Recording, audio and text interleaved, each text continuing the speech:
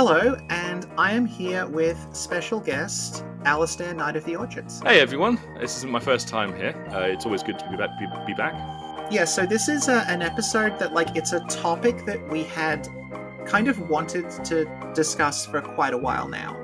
And what's happened is that the release of Nightreign has kind of inspired us to actually sit down and do it properly, which is discussing the various cosmologies of the different Souls games worlds and how they all fit together and how some of them don't fit together.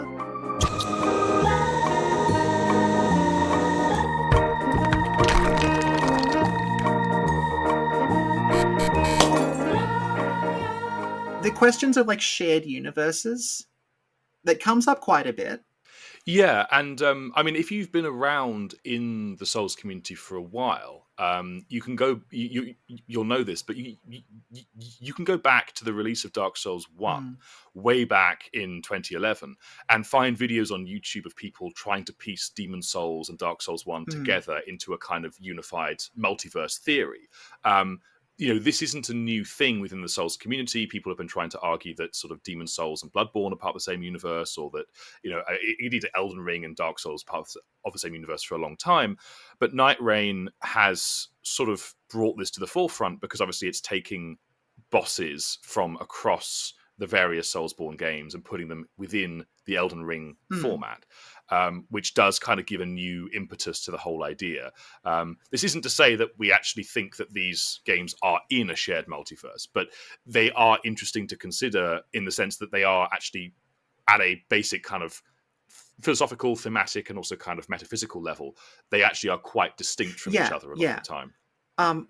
One example that I still see a lot is the idea that Dark Souls and Bloodborne are in the same universe because of the sort of post things in the distance of the Hunter's Dream looking like the trees in Ash Lake. Yes. Which is a situation where you look at that and you say okay, but those two universes aesthetically and thematically and cosmologically do not actually cohere with each other at all. Whereas the Demon Souls universe and the Bloodborne universe kind of do cohere. So it's different ways of looking at that.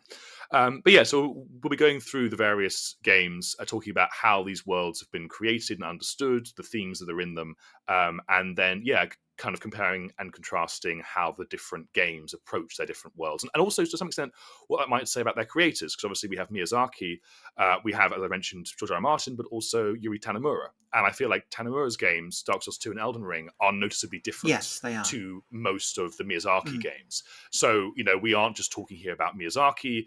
And also, of course, we're not talking about them, we're talking about the broader development structure, story writers, but it is clear that I think Dark Souls 2 and Dark Souls 1 actually quite interesting to compare, and they are quite different when it comes to their understanding of the world. Yeah, so, and when we're discussing cosmology, just to make clear, we're talking here about a combination of the metaphysics of the worlds of the various games, so how they're all put together within their own settings, the themes that those games have, so how how those games are being thought of by the developers in terms of what kind of story they're trying to tell, what themes are getting across. And then finally, to some extent, how the characters within those worlds are understanding their position within the worlds themselves. How are they conceptualizing themselves? Because, you have terms like metaphysics, which gets across the world building point, but doesn't really get across the rest of it. So I've kind of created this new or semi-new, reworked this term cosmology, just especially for this video. Okay, so to start off, we're starting off with our first game, obviously, which is the first Souls game to be ever made, which is, of course, Demon Souls. So to kind of briefly summarize the Demon Souls backstory, the broad idea is that there is a relatively normal, medieval-ish world, maybe some small fantasy elements, but more or less what we would expect from a kind of medieval setting, where magic is suddenly discovered. And this leads to, and this is partly because of a whole backstory involving a kind of potentially demonic, potentially alien. It's not ever explicitly stated, but an intelligence, a being that comes from outside and that is able to influence the kind of life within the setting in a way that's usually quite destructive. And this is tied into a whole backstory where this thing came up earlier and was and the whole war was fought about it. But basically, it was contained. Now it's been rediscovered, and the entire land's fallen into anarchy and chaos. This leads to a very obvious theme. I'd say Demon's Souls has the most cohesive theme of any of the Souls games, which is basically power corrupts and absolute power corrupts absolutely.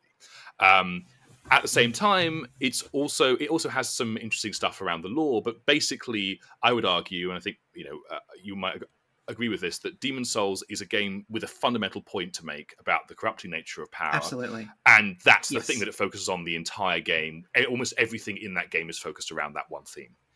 The part of Demon's Souls that strikes me the most, and I've talked about it a few times, is actually one of the Dregling people in Boletaria.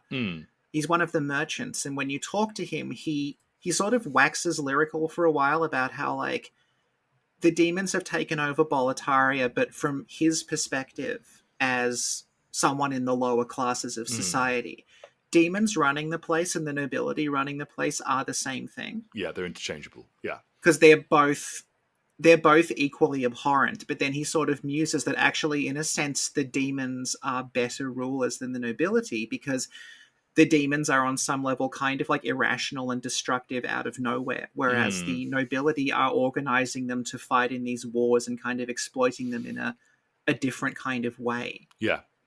And actually, like, the overthrow of this society and the introduction of the demons and everything has actually helped him in a lot of ways. So it's a very, very direct there. And, like, one of the big reveals in Demon's Souls at the end is, like, actually the noble king who's in charge of everything is one of the demons himself and has been completely corrupted and transformed into this sort of mass of flesh. Yes, and I think that that specifically is also interesting because a kind of a sub-theme within the power corrupts, actually, which I think is quite interesting, and it's a theme that kind of carries on actually throughout a lot of the Souls games. In this particular, it is about, like, the way that people in power actually can become quite pathetic and kind of reduced. So within Demon's Souls, like, it's made very clear that Alant, King Alant, who is the king of Boletaria, Alant is some sort of... Basically, he kind of becomes this very nihilistic figure where he sort of gives up all hope of a better world. And it's quite interesting that, when you fight what you think of as the king, he's called False King Alant, which is basically this sort of demon version of Alant. That's not actually Alant. That's like a demonic manifestation of Alant. And when you finally go to the Old One, who is this sort of being that is creating the demons, you are in you find the real King Alant, and he's, as you said, he's basically this kind of like mass of flesh who can barely even fight you. I mean, the entire boss fight is a complete pushover, and it's meant to be, because the idea is that Alant is just he's so kind of like overcome by his own nihilism, his own like lack of self-worth, his own lack of worth in his entire world, that like he can't even function anymore. He kind of gives in to the Old One, not really even out of a desire for power, but just out of a desire to kind of let things rot and just have the entire world kind of collapse around him. Which is interesting because obviously what we can do as the main character is, if we want to, we can actually become a demon. We can kill the Maiden in Black and become the latest and presumably the most powerful of all of the demons if we want to do that.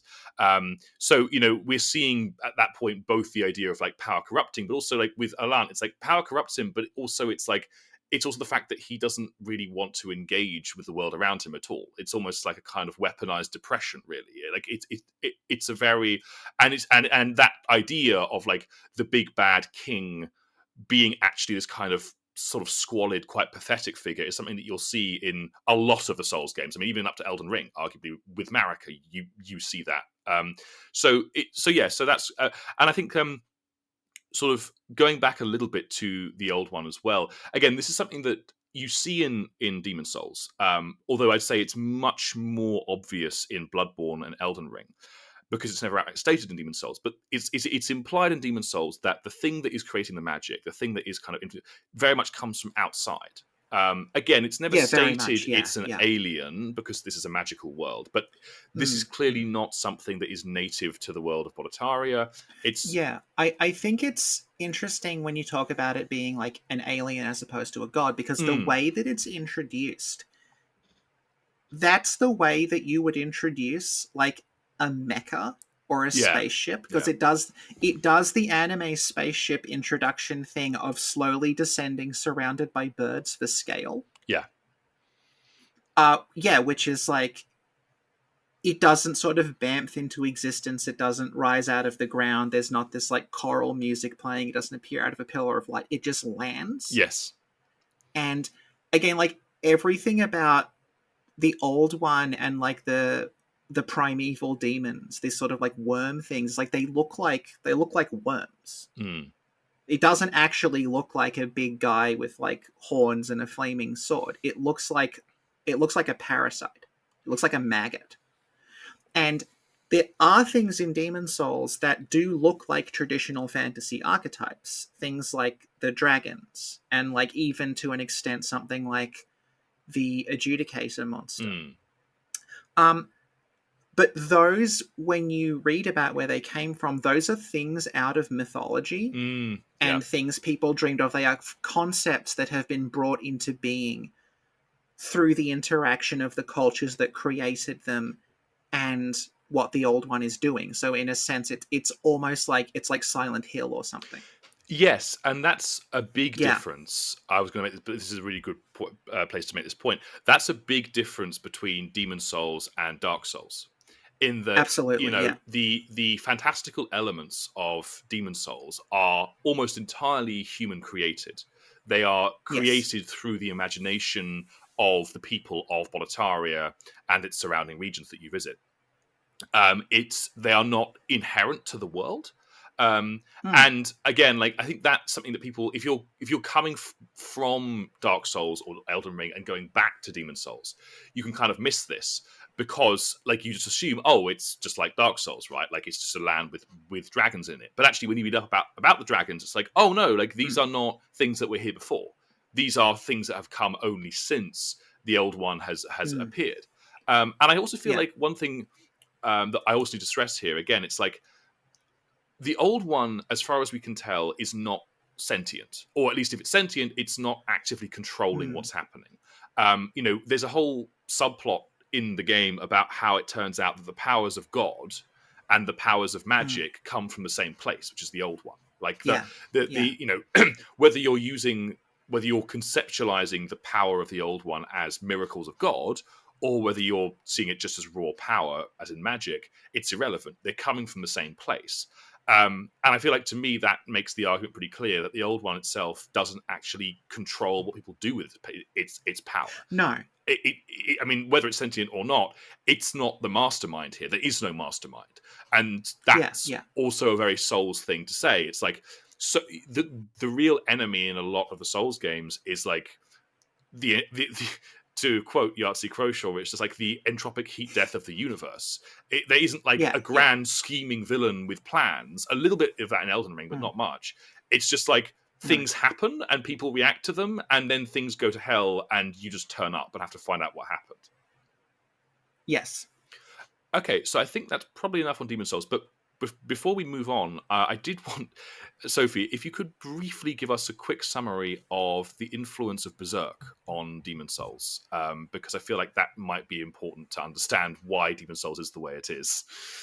So Berserk is actually similar to sort of what we've been talking about, where like the world of Berserk appears to be like a relatively normal medieval world Yeah. into which these fantastical things are introduced via a sort of something going wrong. Like the world breaks down and these things come out. And you can very much see, like, obviously there's aesthetic influences, like the literally in Miyazaki's notes, you can find he will say like this character looks like this character from Berserk, like when he's Mm, writing them down. Um, so yeah, Berserk it's a similar thing, only instead of a giant worm coming out of space, it's an eclipse. yeah. Also, Berserk has like moments like literally the entire world breaks and fuses with another Yeah. world. So suddenly, There are these like, dragons and hydras and things. Quite a lot of the monsters in it are people who have changed into like an alternate form. There's an interesting part in it where like they'll talk about sort of the magic in Berserk that transforms you into a monster. I'm calling it magic there, but there's a character who figures out how to kind of bootleg it and make his own version, which implies like, yes, we look at it and we say, okay, an egg turns you into a monster, it's magic, but there's also this sense that like on a certain level, it could be rationally understood and the process understood and it therefore copied and sort of imperfectly cloned and things like that. Then that's got like a lot of influence on the worlds of Demon Souls and of Bloodborne. And like the aesthetics carry over into Dark Souls, but Dark Souls is much more of a traditional fantasy. Yeah, absolutely, and I think it's good to get that quick discussion of Berserk in because obviously, as anyone who's spent some time in the fandom will know, I mean, Berserk is very influential on these games, but also a lot of people don't necessarily know exactly how. People know that it is Yeah, influential, but they don't really know how. I mean, a lot of things are influential upon the Souls games. Yes, Just Berserk is sort of the most obvious one yeah, because it's very aesthetically similar. It's a dark fantasy. Miyazaki has cited it in interviews, but at the same time, like the old hero boss from Demon Souls is just one of the pillar men from JoJo's Bizarre Adventure. yeah, yeah, Yeah. Like Bloodborne has parts of Berserk. It also has parts of H.P. Lovecraft. It has parts of Bram Stoker's Dracula. It Brotherhood of has the parts of Wolf, Brotherhood of the yeah, Wolf. Um, yeah, and like the Elden Ring, like that's obviously not 100% Miyazaki, but there's a ton of references in yeah, that to just sword and sorcery yeah, fiction. You get references to like Michael Moorcock and Tanith Lee. Yeah, so it's Berserk is one of the yeah. influences, but it's not the only one. And the thing it's influencing sort of differs from game to game. Yeah. Okay, so moving on then to our second game, which is Bloodborne. Putting Bloodborne here makes a lot of sense because, in many respects, the basic themes of Bloodborne and the basic themes of um, Demon Souls are actually pretty similar. I Mm. would argue, Yes, yes. in the sense that once again we have power corrupting. In this sense, though, it's a much more physical form of corruption, and also Mm, I'd mm. say it's personified a lot more in the idea of the old blood. But also, and Yeah. I've got my list here, but I think um, the the main kind of differences in the kind of cosmological sense is that there's so I say Bloodborne is a more expansive game than Demon Souls in how it's approaching Yeah, very much. its world and themes. So you've Yeah. got a greater focus in Bloodborne on where the magic is coming from in the first place, like the old ones and their history and the Mm. history of Yharnam. You've got a greater focus on what the magic is actually doing to its society. Like we see different groups, like the Yes. Healing Church, the Choir, the School of Mensis, and how they're all understanding this magic and how they can influence it. There's a more personal focus on the effect of the magic on individual people. I would say. Yes. I mean, you do get a bit of that in Demon Souls with Ostrava and Maiden Astraea, but for Mm. the most part, it's kind of sidelined. And then and this is actually something that I'm just. This is just also just like a smaller geographical setting for Yharnam. Like Yharnam's a Yeah, town, absolutely. Yeah, yeah. and you get Yeah. Canehurst off in the distance. But basically, it's a Mm. single town and some Mm. building off in the distance. But that, like, in kind Yeah. of like a setting sense, like that does mean that I'd say Bloodborne feels more intense because again, it's a smaller kind of Yes. Yeah. confined Yeah. setting. It like Yeah. thematically speaking, I'd say, and again, I kind of be interested to get your opinion on this, but for me, like the big difference actually is that like gender.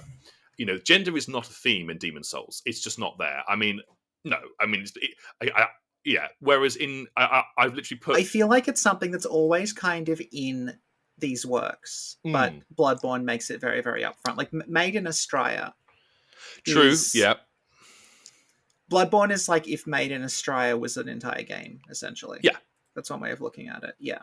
yeah. Like my Yeah. top theme on themes is just patriarchy is Yeah. bad, because like Yeah. that's how Yeah. explicit Bloodborne is, and it is frustrating. People Yeah. don't really want to engage with this because like Bloodborne No. is the gender game.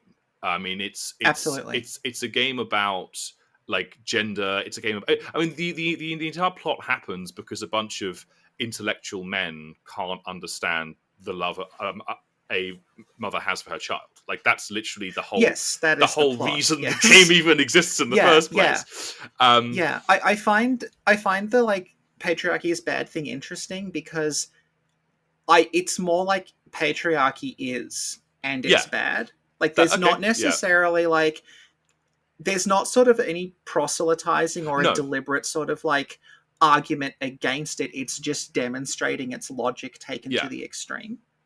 Yeah. Yeah, like I wouldn't necessarily call Bloodborne like a feminist game in the political sense because it's not actively trying to push any kind of message.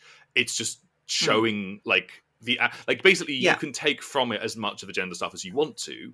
Bloodborne is one of the few pieces of media I've ever engaged with where like gender was a main focus, but is almost entirely devoid of sexuality.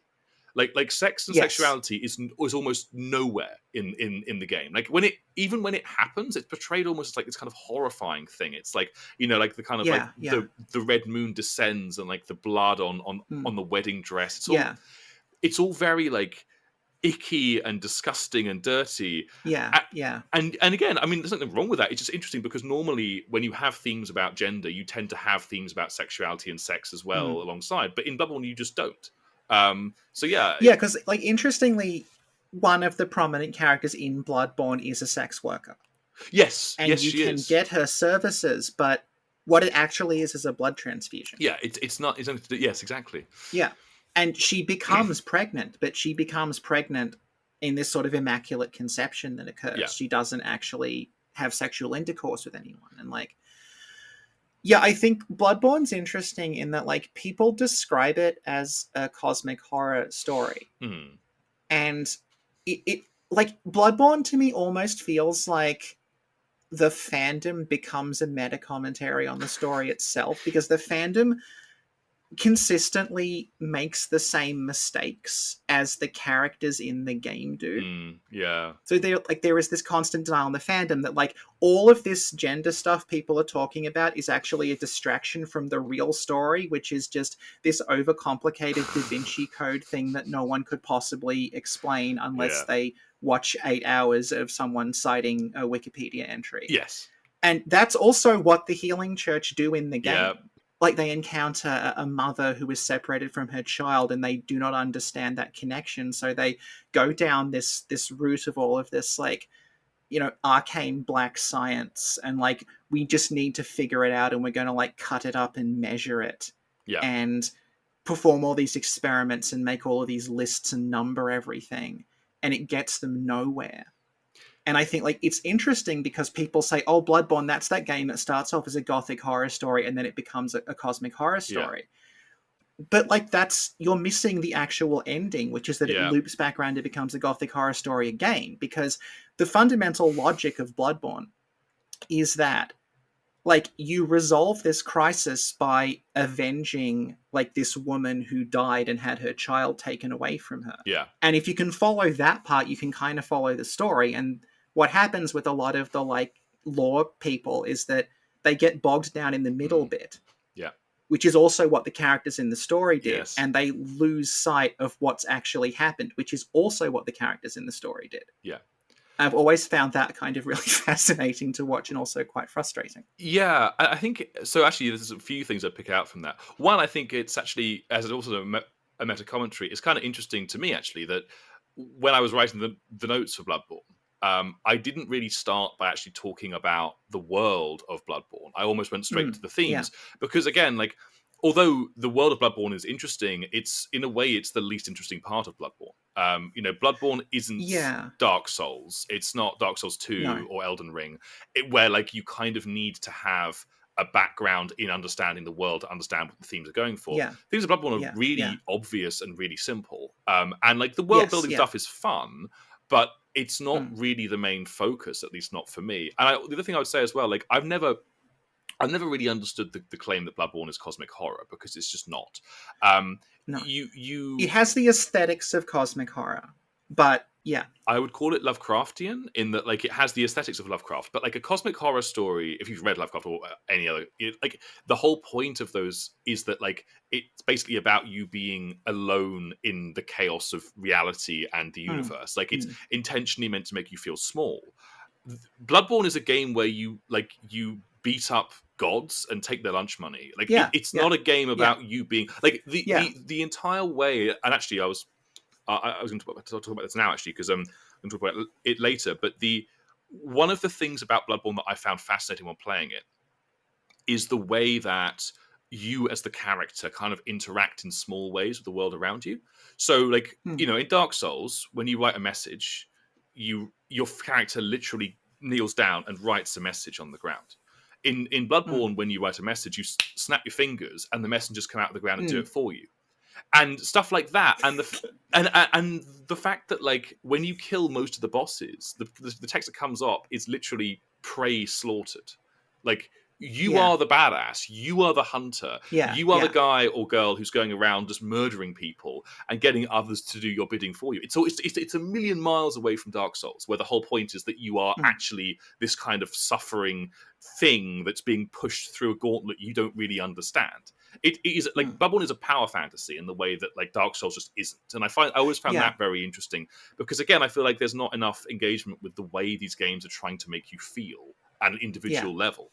Picking up on that, like one of the other things about Bloodborne that again, like a lot of people did miss it because you only play through one night in Bloodborne, but in Dark Souls, when you're being pushed through this gauntlet to get you from the asylum to Gwyn, all these other people have also gone through that and they will Yes. continue to go through it. And it's like you're just one of them. Like this is actually sort of business as usual in Lordran. Whereas the whole thing about Bloodborne is what happens on that specific night with this like ritual and this massive Yeah. eclipse that descends and all this other stuff that happens.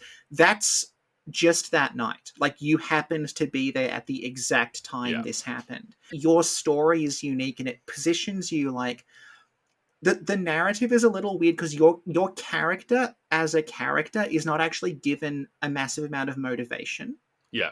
Like you're never really briefed on what to do beyond Gurman saying go out and kill a few beasts. So everything that happens after Amelia is essentially just you realizing a new door has opened. Yeah. But it sort of casts you in the role of like, you know, if this was a Call of Cthulhu campaign, you're sort of being cast in the role of like the investigator, Yes. like the person who is trying to like piece together what is going on, as opposed to, like you said, this sort of suffering thing that's being pushed through a system that will one day produce, you know, eventually someone will pop out the other side who can do it properly.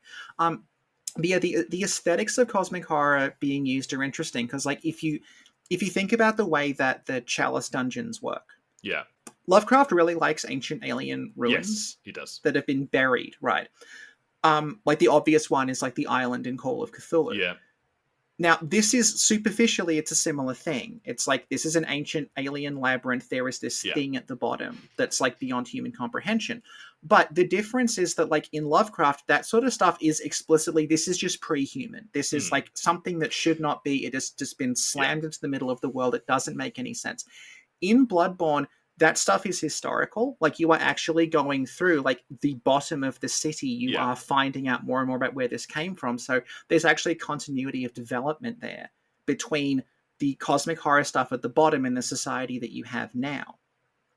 And in that sense, it's way more gothic. It's the gothic thing of using like I'm exploring, you know, there's the door that must never be opened, and beyond it I find like a labyrinth or something, and then you would go down and you would discover like, you know, some horrible secret about your past or some horrible secret about the people around you.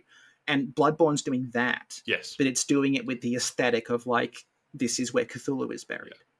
Yeah, and that's sort of interesting actually, because I mean, one of the many things I have on my list to do is an exploration of Lovecraft's oeuvre, not least because actually he didn't write that much, but that's literally also Lovecraft literally did that in that he started off writing.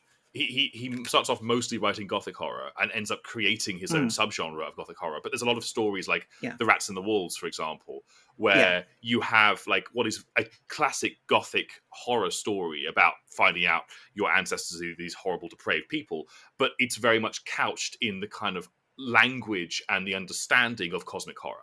And it's actually sort of interesting that, like, whether intentionally or not, Bloodborne is kind of aping Lovecraft's own like movement between the different genres that he throughout the 1920s, where he starts off writing traditional Edgar Allan Poe style gothic horror and ends up writing something a lot more out there and kind of like almost cerebral. Yeah. But yeah, so I think that's probably enough on Bloodborne. So we're going to move Well, yeah. now to Sekiro. Sekiro. So Sekiro is obviously a very brief one to mention because the important part about Sekiro is that it's just set in fantasy Japan. It's Yeah. not. This isn't. It doesn't have a separate world to kind of explore or understand, and its themes, I'd say, are actually again relatively obvious. But it is interesting because it does have a running theme throughout all of these games, which again I thought I'd mention here, which is basically that immortality is a curse. This is one of those things which is so common in the Souls games. It's almost not really worth mentioning because it's so omnipresent in both the gameplay and the story. But I find Sekiro interesting in that like it's the only game where being immortal by itself is like not necessarily a bad thing. Like in both in the Dark Souls games in particular, but also in a lot of the other games, like being immortal is kind of just seen as a bad thing because you're going hollow. You're losing your humanity. Like, yeah, sure, you're immortal, but you can't enjoy it because the entire time your very being is collapsing in on itself. Whereas in Sekiro, it's like being immortal is bad, but it's mostly bad because other people want it from you. You know, they want to take it from you. They're trying to kill you for it, and so therefore, like it's bad, but it's not. I mean, it's kind of metaphysically bad as well, but it's more bad because it makes you a target for every single person with bad intentions that there is to try and take it from you. Yeah. It also like it does a thing where it takes the immortality as a curse thing and power corrupts thing, and it explicitly maps it onto Ashina as a nation. Yes. It's not that characters individually are trying to get themselves in a state where they can't die. It's that this country is also doing that to itself. It's the refusal to allow this country to die, even though the guy in charge of it is on board with it ending. Yeah. Which culminates in Genichiro, who Genichiro is very interesting because he's not actually an Ashina native. No, he's adopted. Not. Yeah. He's someone who's adopted into the family that are in control of this nation. He's not one of them, but he ends up internalizing the logic of that nation in a way that kind of no one else really does. He becomes completely... It's the zeal of the convert. Yes. And it culminates in him just completely out of his mind, standing behind Ashina as it is literally burning down, announcing that he saved the country. Yes. And then his final act is to attempt to resurrect the person he sees as the greatest ruler of Ashina. Yeah. Who then just calls him pathetic. Yes. There is also the other major difference, and again, unsurprisingly, given that this is a historical setting, although fantasy historical setting, there is an undercurrent of kind of political commentary and almost political satire very much. in Sekiro, which you don't really have in the other games. I mean, the other games, given that they are focused on broad ideas of kind of power and kingship and rulership, they obviously have points to make about these things. But I feel like Sekiro is the one where, as you say, there's a lot of points being made about nationalism, about obsession, about the way that as a nation you kind of have to accept change, imperialism as well. There's a lot of those specifically political points being made, which again, I think the best example is Genichiro. This almost. When you first meet him, it's he's the Wunderkind. He's this sort of up and coming kind of guy, and he's out to save Ashina. And then actually, the more that you interact with him, the more you realize that he has no idea what he's doing. He's just kind of flailing and desperately trying to uphold this state, which is falling apart. And rather than trying to kind of recreate it into something different, he's just sort of trying to uphold its ashes for no real good reason, to the point where the very guy who founded the state, he kills himself to summon that guy back to life, and that guy is just oh my god, you couldn't let it go. And Ishin himself is very interesting in that he's someone who's placed in a position of rulership that he doesn't want. Yes. He would rather just be out there still fighting, to the point that he does a Batman and he just puts on a mask and goes out and fights people even though he's dying. Yeah. because that's kind of all he knows how to do. And he finds all this politics to be sort of like just tiresome and not something he's that interested in. And then you have his adopted grandson, who is very much on the other end of that spectrum and is willing to, like, as you were saying, he's literally willing to like burn down and destroy this nation in order to uphold it in his head. Yeah. It's very much like a commentary on that kind of extreme nationalism, where the ideal of the nation someone has in their mind is more important to them than the reality of the nation as it exists.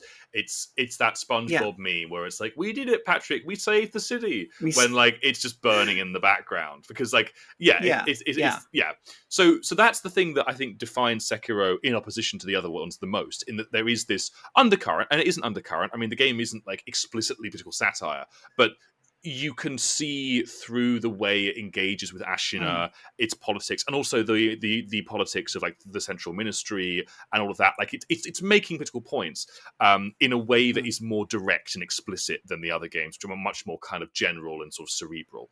Yeah, and like the way it does immortality, like you were saying, the other thing it does with immortality is that the way the immortality works is it's actually sucking the life out of the things around it. So Wolf is in a situation where Wolf can continuously come back to life, but every time he does it, it makes the people around him sick. Yes. So it's not as self-contained, like you have an immortality curse. It is draining the life out of everything around it, which is then mapped back onto Ashina, where Genichiro's belief in like, well, I can keep Ashina going, ends up destroying Ashina. It's like, immortality and the refusal to change and the refusal to move on and adapt. Like, it's literally personified as this like hideous rotting disease that infects everything around it. Yeah, and I feel like, again, that's also a sort of sub-theme within these games about power corrupting, in the sense that there is a real theme around not being able to let go of things. And the damage that does. I mean, we'll come to talk about that because we're talking about Dark Souls next. But also, again, in Demon Souls, you have the nihilism of King Allant. In Bloodborne, you have the obsession with the old blood from the healing church and their inability to actually understand it. And then, again, Dark Souls, you have Gwyn's inability to allow the Age of Fire to die. In Elden Ring, it's more actually with Radagon being unwilling to let the Elden Ring be destroyed. It's this undercurrent theme of like people who rise to positions of power and authority just being unable to accept that those things end at some point. And actually, the characters that often come across as the most interesting and the best are characters like Vendrick, Uldir, and Ishin, who actually are willing to accept those things and who engage with the fact that their time is over. And actually, they need to accept that a new generation must come through and decide for themselves. Yeah, or going back to Bloodborne, like the idea that to win in Bloodborne is to actually be reborn as a new species. Yes, yeah. But like, interestingly, going back to Bloodborne, like the antagonistic forces in Bloodborne, they are people who want the world to change. Yes, that's true. That's true, actually. Yeah, so it's not about hanging on to things. It's about like they are attempting to actually move on. It's just that they don't know how to do it. The issue there is not coming from their desire to transcend, their desire to move on. It's coming from their own arrogance that makes them think that they're the one who's going to do it and everyone else is wrong. Yeah. Because they're looking at everything from this like detached sort of like Victorian empiricist perspective, and that's not the answer. Yes, well, when you put it like that, it all sounds horribly topical, doesn't it? A bit, yeah. Yeah, but yes. So the other thing I was going to say about that actually is, you're right, and of course that's also, I think, why the kind of thesis statement of the entire game of Bloodborne that sticks in everyone's mind is the cutscene between Willem and Lawrence, because that is literally that argument in its totality. You know, it's like basically Willem is correct in that. I mean, he also kind of fails, but he's correct in that Lawrence doesn't actually understand what he's doing, and he's out there doing his own thing. And he's like, look, you have to actually like fear this thing because you don't understand it, and then he doesn't fear it enough. Basically, like and, that. Of course, and Willem is the classic academic, which is like, he's right in the sense that you don't understand it, but he's one of those people that just keeps saying further research is needed over and over again Yes. before he'll actually commit to anything. Both of them fail, but Lawrence, Yeah. but like Willem gets closer and also kind of only maybe destroys Yeah. Bergenworth, whereas Lawrence like almost destroys the Yeah. entire world. So you know, Yeah.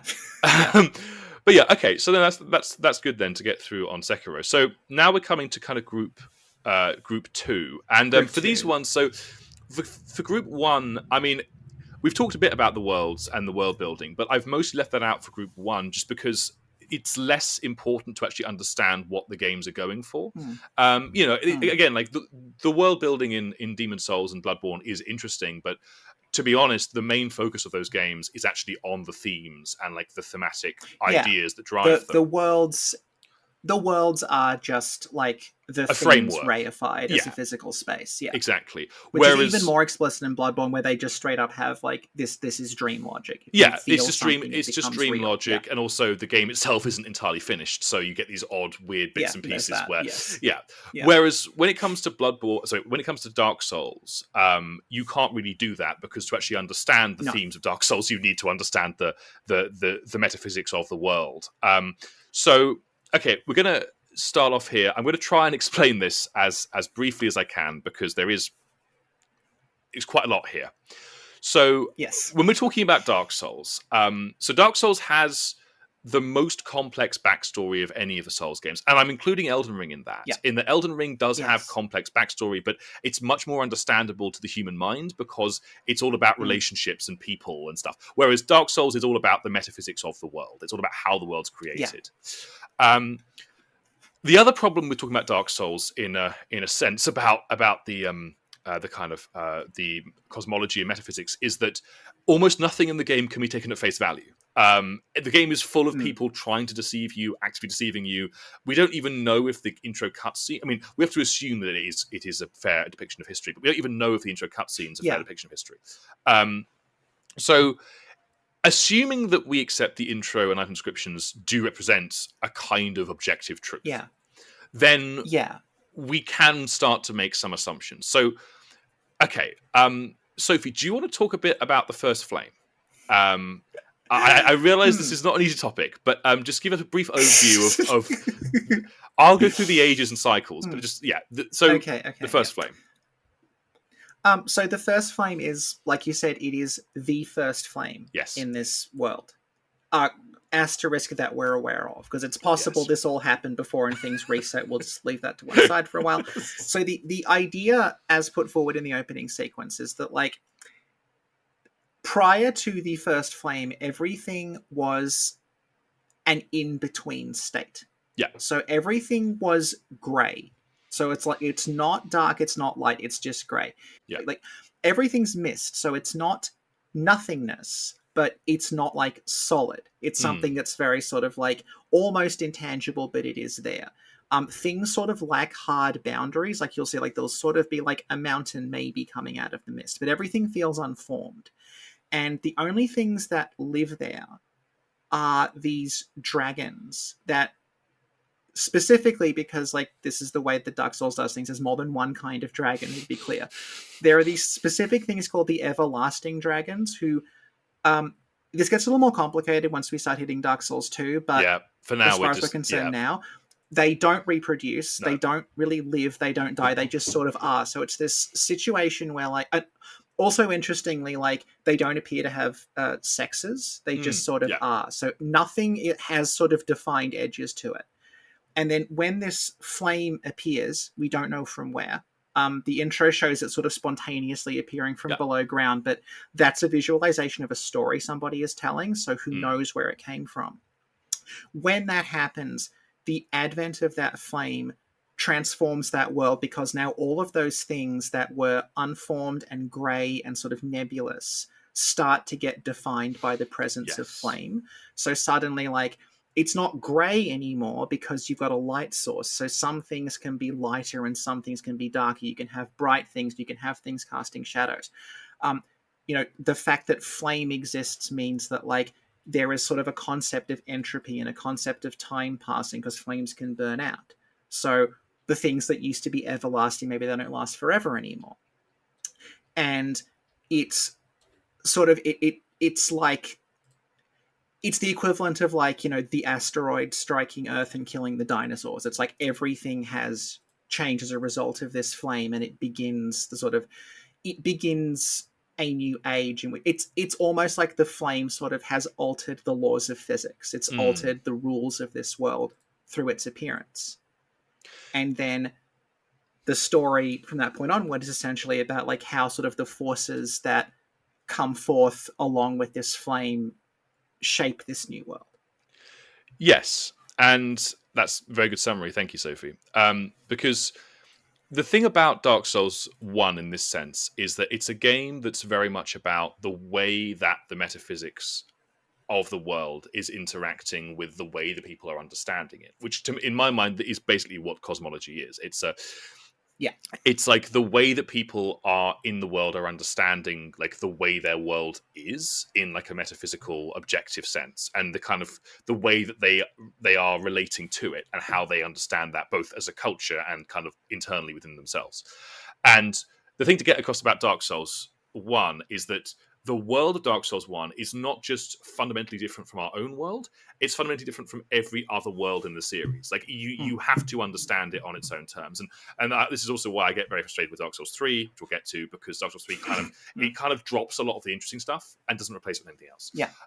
But yeah, so we talk about Dark Souls 1. So now we talked about the first flame, and again, we have this thing called the Age of Ancients, and the Age of Ancients is like what that world is that you've described prior to the first flame. The Age of Ancients is defined; it's unformed, it's shrouded in fog. It's defined by, as you said, like no hard boundaries on anything. Then fire happens, and of course, what fire does, literally, they say in the intro, fire brings disparity. And what that means is fire sharpens edges. Now you have heat and you have cold. You have light, you have dark, you have life, and you have death. So we go from a world of no defined hard limits to a world suddenly of harsh, defined hard limits.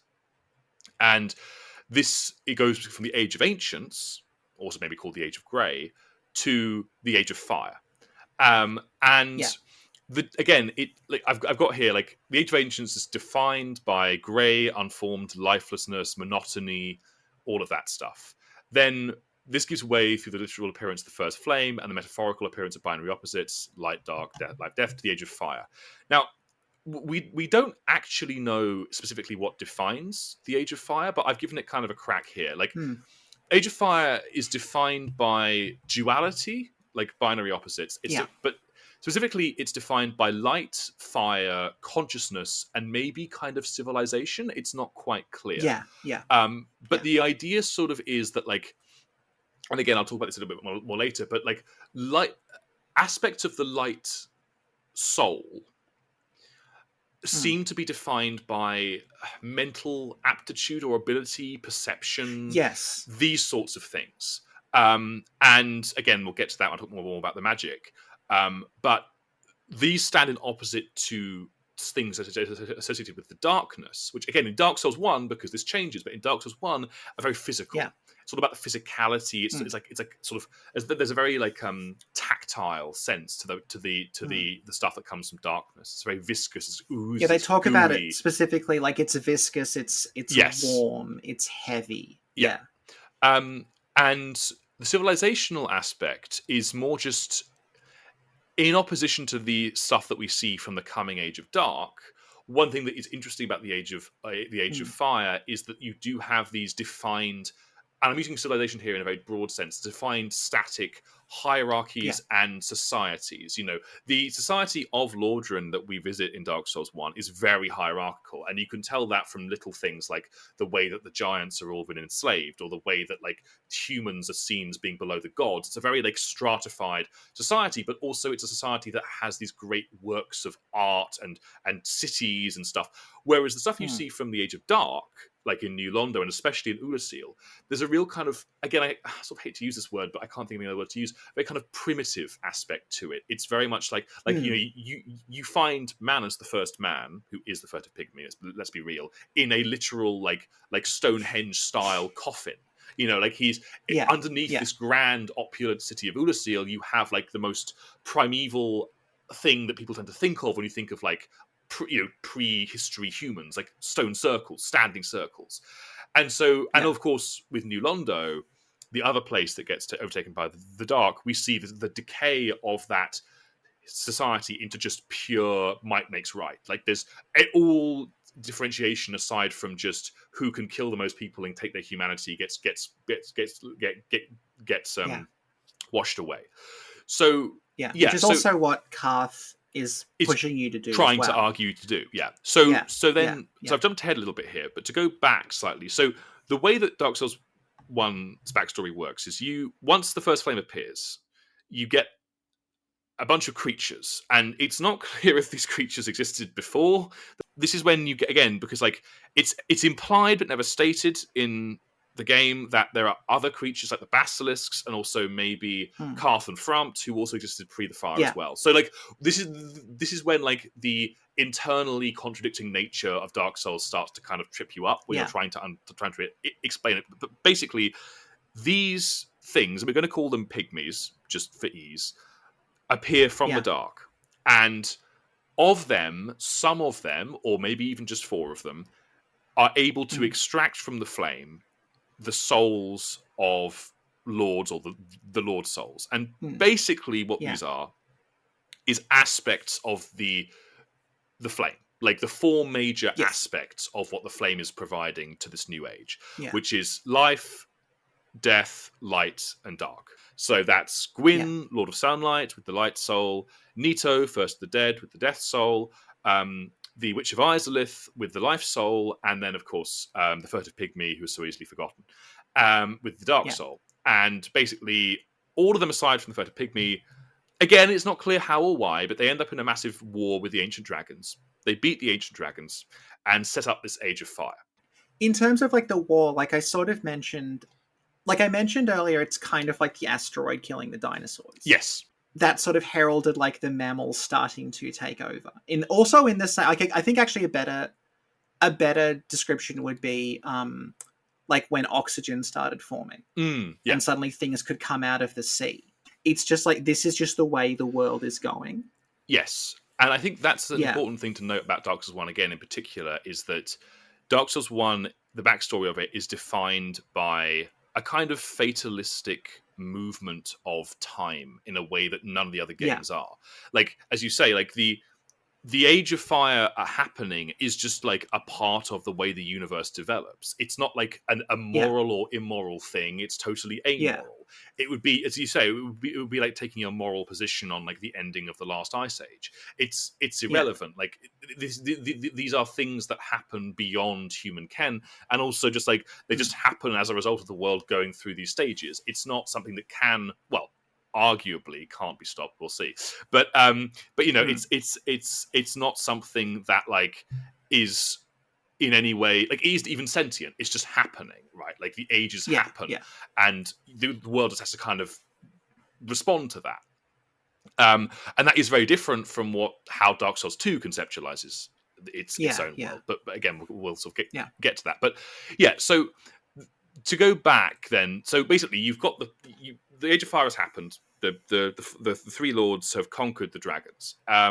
I'm not going to go through everything that happens after that because it's way too much, and this is. Yeah. But also it's not that important because this is the roots of. Well, actually, Old Doctor Who literally calls this like these are the roots of our world. This is To the world. this Yeah. is what happens to set up the Age of Fire.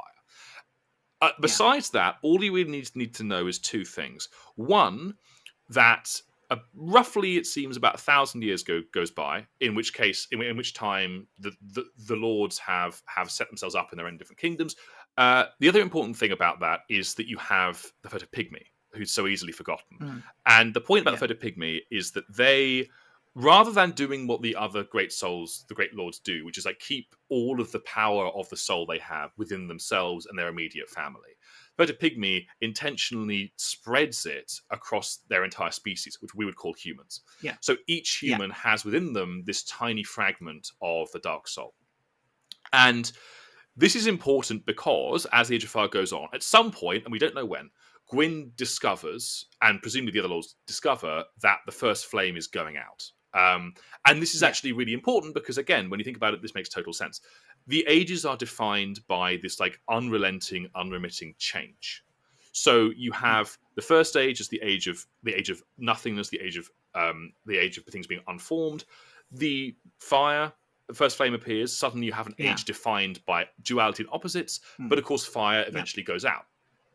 Yeah. So at some point, the fire will go out, the flames will fade, and the age of dark, which is what we're calling this, will arise. And because the Photopygmy is associated with the age of dark, because they have the dark soul, presumably they thought, well, I can, we'll have our time eventually. Why bother trying to fight Gwyn or whatever? We'll just, and frankly, they may even just have not even considered that, but just had their own ideas. But the point is that like the fading of the flame is just part of the natural history of the universe. Again, it's like the move from, the Jurassic to the Cretaceous period. It's just part of the way things are. The point is that, he's now terrified of humans, but he ends up lighting himself on fire to extend the age of fire, right? Like he goes to the first flame, uses his own soul as kindling, and restarts the age of fire. Although not as good, which is also important. At the same time, either him, it's not clear, but him, some combination of him, Karth, and Gwyndolin set up this whole system in Analondo whereby they are trying to take humans to go to Lordran to basically take in as many souls as they can, become as powerful as possible, and then sacrifice themselves at the first flame to once again continue the Age of Fire. And which also has the side effect of burning up the dark within them, because it's established that the darkness within humans, like, it's very, very flammable. Like, it's the antithesis of the fire. So the way that you kill the dark things in Dark Souls faster is you use fire on them. So that becomes like, in the way that like they become the undead become linked to these bonfires that they make stronger literally by taking the dark soul and burning it. Yes. It's all sort of designed to like limit their power. Yeah. And the bonfires themselves are all linked to the first flame. Like they're all part of the same. So you basically have this system by which the humans are burning their own, what's called humanity, their fragments of the dark soul, to try and keep the dwindling Age of Fire going. And like the obvious question then here is, why are they doing that? Right? Like, okay, obviously you've got the fact that the gods are kind of tricking them into doing this, but like, why are they doing this? And this is where it gets kind of interesting, and Dark Souls 2 goes and it takes this and runs with it, in that like, actually for humans, the Age of Fire is kind of cool. Like they get to exist, because the thing about the Age of Dark, it's never stated outright, but it's highly implied through the way that like the pygmies and the hollows function, is that basically the Age of Dark is just an age of, for humans, it's a miserable existence. Like you are basically a mindless wretch who just kind of like wanders around unable to die, but also unable to really live. You just kind of exist in this sort of like half-life. And like by contrast, although the Age of Fire is very stratified, hierarchical, like, and humans are quite near the bottom, it at least gives you capacity to exist and live and have a life. And so rather than viewing the onset of the Age of Dark, and rather than viewing the expression of that, which is hollowing, which is turning undead, as a good thing, humans view this as this terrifying thing, as this thing that should be avoided at all costs. So in a way, humans and gods actually kind of broadly agree on the fundamental problem with the Age of Dark coming. Ulasil is the preview. Yes, essentially. Ulasil is the preview. And like, once Gwyn sacrifices himself, Analondo basically becomes a ghost town, and the undead curse begins to seep through into human lands. So at that point, like, that's kind of it for any kind of technological, political, economic progression. Like, everything after that is this slow slide down towards the end. And if we light the fire as the chosen undead, presumably that will just happen again. And you'll have more stagnation and more depression until finally somebody gets rid of the Age of Fire. So the point here, like in a cosmological sense, is that Dark Souls 1 is setting up a world which is incredibly fatalistic. Like, you cannot win. And I talk about this as being like Dark Souls is the anti-free will game. You are a rat in a maze the entire game. You are an undead who is basically following an actively kind of malicious, but like actively set out path for you by people who are long dead, who you barely know or understand, who are just trying to get you to do the thing that they want you to do to keep you going. But even if you don't do that and you take the opposite path, you're still being played. You're being played by Karth. You're being played by the people who want you to usher in the Age of Dark for their own self-interest. Like, there is no way for you to win. Yeah. Which is fine, by the way. I think it works really well in Dark Souls. Yeah, But I think it's often forgotten that, like, no, the Age of Dark isn't the good ending. You're still being played Yeah. throughout all of that. It's just the inevitable ending. It's the thing that has to happen. Yeah. It like that. And again, like the thing to remember about like this aspect of Dark Souls is you don't go into the game knowing this. No, you this don't. Is something No. will become apparent later on. So yeah, it's specifically designed to gradually build to that and eventually hit you on maybe like the third time you play it. Yes, when you're exploring around, That, discovering more that's things. what I've been doing. Okay, there actually is no good ending to this. No, there isn't. And like, again, like, and as I said before, like the coming of the Age of Dark isn't, in that sense, like, it's what's happening to you is immoral because you're being manipulated. But at the end of the day, like, it's also just coming. It's going to happen. There's no way out for you. And yeah, so very briefly, I wanted to just go through talking about like the sort of souls themselves. I thought it was interesting to have a quick look at the way that the different souls are kind of personified in game. So there's a few things that aren't entirely clear about the way that souls function in Dark Souls. Like, for one thing, it's not clear if they were the currency prior to the collapse of the Age of Fire. Like, it's not clear because we know that there are coins and stuff, but we don't know. There are coins, we don't know how far souls were the currency before everything kind of went to shit. So, and the other thing we don't necessarily understand is how, like, because in game, every enemy has soul, like what, like you might call like generic souls that it can just drop. So you kill an enemy, you get a bunch of souls. It's not clear if those are souls that enemy gained from killing other enemies, or whether it's just like a game thing to just give you more level up juice. It's not entirely clear. Because, well, I mean, I always viewed it as like when the first flame happened, it just sort of suffuses the world with souls. That makes the souls just seem to be like something that exists in this world now, but something that maybe wasn't there to begin with. So so briefly then, so we have basically 5 kinds of magic in Dark Souls 1. The first kind is called sorcery, and sorcery is not actually that well defined in terms of what it is. Like, we know it comes from an engagement with like the soul in like an academic sense. So sorcery comes from Seath, the Scaleless, who basically spent a lot of his time researching the soul, and specifically like kind of how souls function. And the thing about sorcery and magic in Dark Souls 1, like sorcery specifically, is that like, one, it's very traditional magic. It looks like what you think of as like magic. And two, it's very academic. It's based on intelligence and intellectual function. But like, it's not based on a specific Lord Soul. It's just kind of based on like souls themselves. It just uses souls to attack things. The Light Soul is more interesting. So the Light Soul is obviously the soul claimed by Gwyn, Lord of Sunlight. Again, this is kind of one of those things that people forget. Like, Gwyn is not associated with fire until he becomes Lord of Cinder. Like, he's not a fire god. He burns himself up. Like, we think of him as being the fire god because when we fight him, he's on fire, and also because he's kind of the main ruler of the Age of Fire. But the Age of Fire isn't the Age of Light. It's like the age of all of these souls kind of competing and being in coexistence. He's the Lord of Sunlight when he starts off. Yes. He becomes Lord of Cinder after he sets himself on fire. Yeah, and his defining weapon is, of course, lightning spears. Like, literally, it's lightning. And like, technically, lightning isn't sunlight, but whatever. It's a fantasy game. So, and so this soul, the Light Soul, through the game is kind of linked with. Again, I've given like, it's linked with light, consciousness, perception, understanding, faith, and like general belief.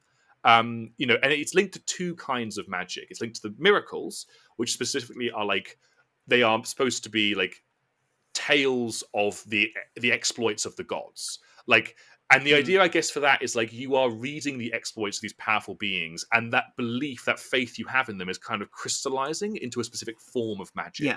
Again, because it's based on belief and perception. And then you also have Ulasil magic, which is kind of awkward because it functions like sorcery, but it doesn't look like sorcery. It's much more about changing perception. It's much more about like understanding ideas and like perceptions of the world around you. We're going to talk about pyromancy in Yes, a we little are. bit, but like specifically like the way that the word that becomes sorcery, it has that connotation of like this is a magical art form that you have studied, Yes. as opposed to just I'm magical. Yeah. Yeah, it's Yeah. it's like D&D wizard versus D&D sorcerer kind of Yeah, vibes. exactly. Yeah. It's Yeah. like a Yeah. learned thing. I actually Yeah. the guy I actually vaguely remember I reading that like one that he said also that like the word for sorcery like it kind of also means like witchcraft. It has like a slightly like not like negative but like more of a slightly sinister. Yeah, the word that becomes this is the confusing thing about pyromancy is that Dark Souls calls the art form that the Witch of Izalith develops pyromancy, which sort of makes sense given that like you use a flame for it, but that kind of implies that like it's all fire magic, which it clearly isn't. Because Yeah. it does things like you can spew poison, you can transform yourself into iron.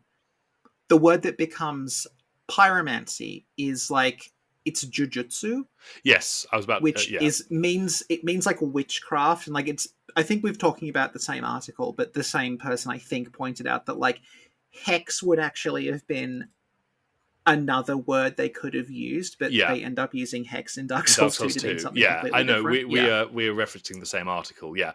Yeah, yeah. It's yeah, and I think that that's one of those things where like the way that like the magic is kind of referenced in the English translation, it makes literal sense sometimes, but it makes less Yeah. metaphorical sense.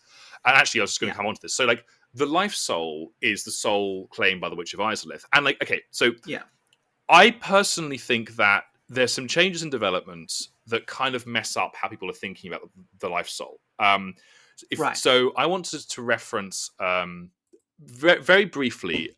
There's a guy on YouTube who put together the original idea for what became the Demon Ruins.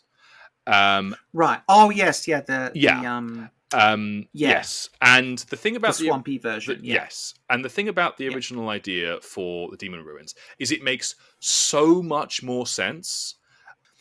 The thing Yeah. is, the original version of these areas were defined not by fire but by swamp. It was like a big Yeah. swamp area, which makes so much more sense because like swamps are filled with life. They're like some of the Yeah. most life like, and also then the whole Angkor Wat thing also makes more sense because again it's Yeah, of like the course. middle of a Yeah, swamp. yeah. And And it also helps explain why there's a collapsing floor in Lost Izalith that lands in a swamp, yes, even though everything around it is magma. because Yeah. it was just supposed to be a swamp, Yeah, and and it has these tree roots growing through it yeah, that really don't make sense in a volcano's caldera. yeah, and yeah, jujutsu is being translated here to pyromancy. When, like, from the article that I read, what it actually means is more like a kind of like outcast magic made by the kind of people who would like live in Mm. swamps. Like it's intentionally Yeah, meant to be a kind of magic that isn't learned or intellectual and possibly yeah, stigmatized. So again, like hexes yeah, is not a bad yeah. translation for that. But of course, It's the magic that's practiced by like yeah, a strange witch in a hut in a swamp, yeah, exactly. rather And than someone who's gone to a fancy academy. yeah. And like I've Yeah, said here that the life soul is linked with life, growth, chaos, fire, in brackets awkwardly, malleability, and the body.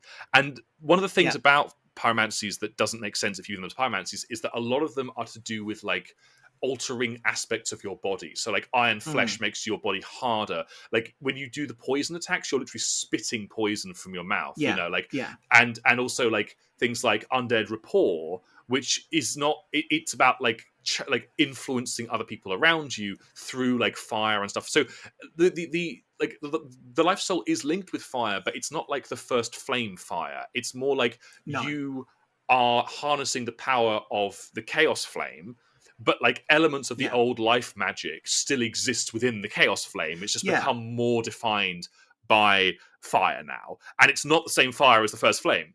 Like power within is like putting your body into overdrive, and Yes, flash exactly. sweat is producing this layer Producing of this, sweat from you that's yeah, unnatural. Yeah. yeah, and like that suddenly makes so much more sense with the original Mm. concept of Lost Izalith, and then like when they changed it, suddenly it just all becomes about fire, and the life soul stops making sense outside of the chaos flame. Yeah. So and I should just specify, like, the life soul is turned into the chaos flame by the Witch of Izalith. It's not entirely clear why. There's a whole debate about why, but it happens, and it does mean that, like, the kind of magic that was being used in, like, with the life soul fundamentally changes at that point. So that's the life soul. The death soul is interesting because it's one of those things that changed from patch to patch. Like, in the original patch version of Dark Souls 1, if you go down into the catacombs, you don't get any souls from killing the skeletons. They don't exist. Right. And the point with that is that, like, the death soul isn't a soul that is split between different beings. It's just held by Nito. Like, Nito, the first of the dead, just has it. And every other enemy you fight down the catacombs that isn't alive is just, like, puppeteers. It's not an actually living thing. Like, skeletons aren't alive. Even the big ones in the Tomb of the Giants, they aren't alive. They're just puppeteered things.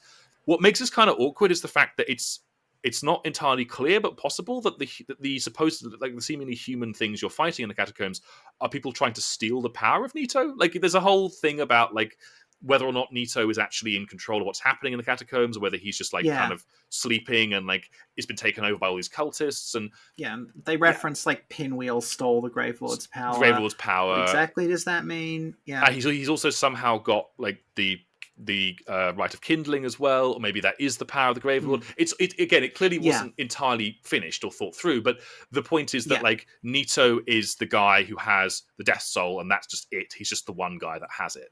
And the Death Soul is linked with death, decay, entropy, and endings.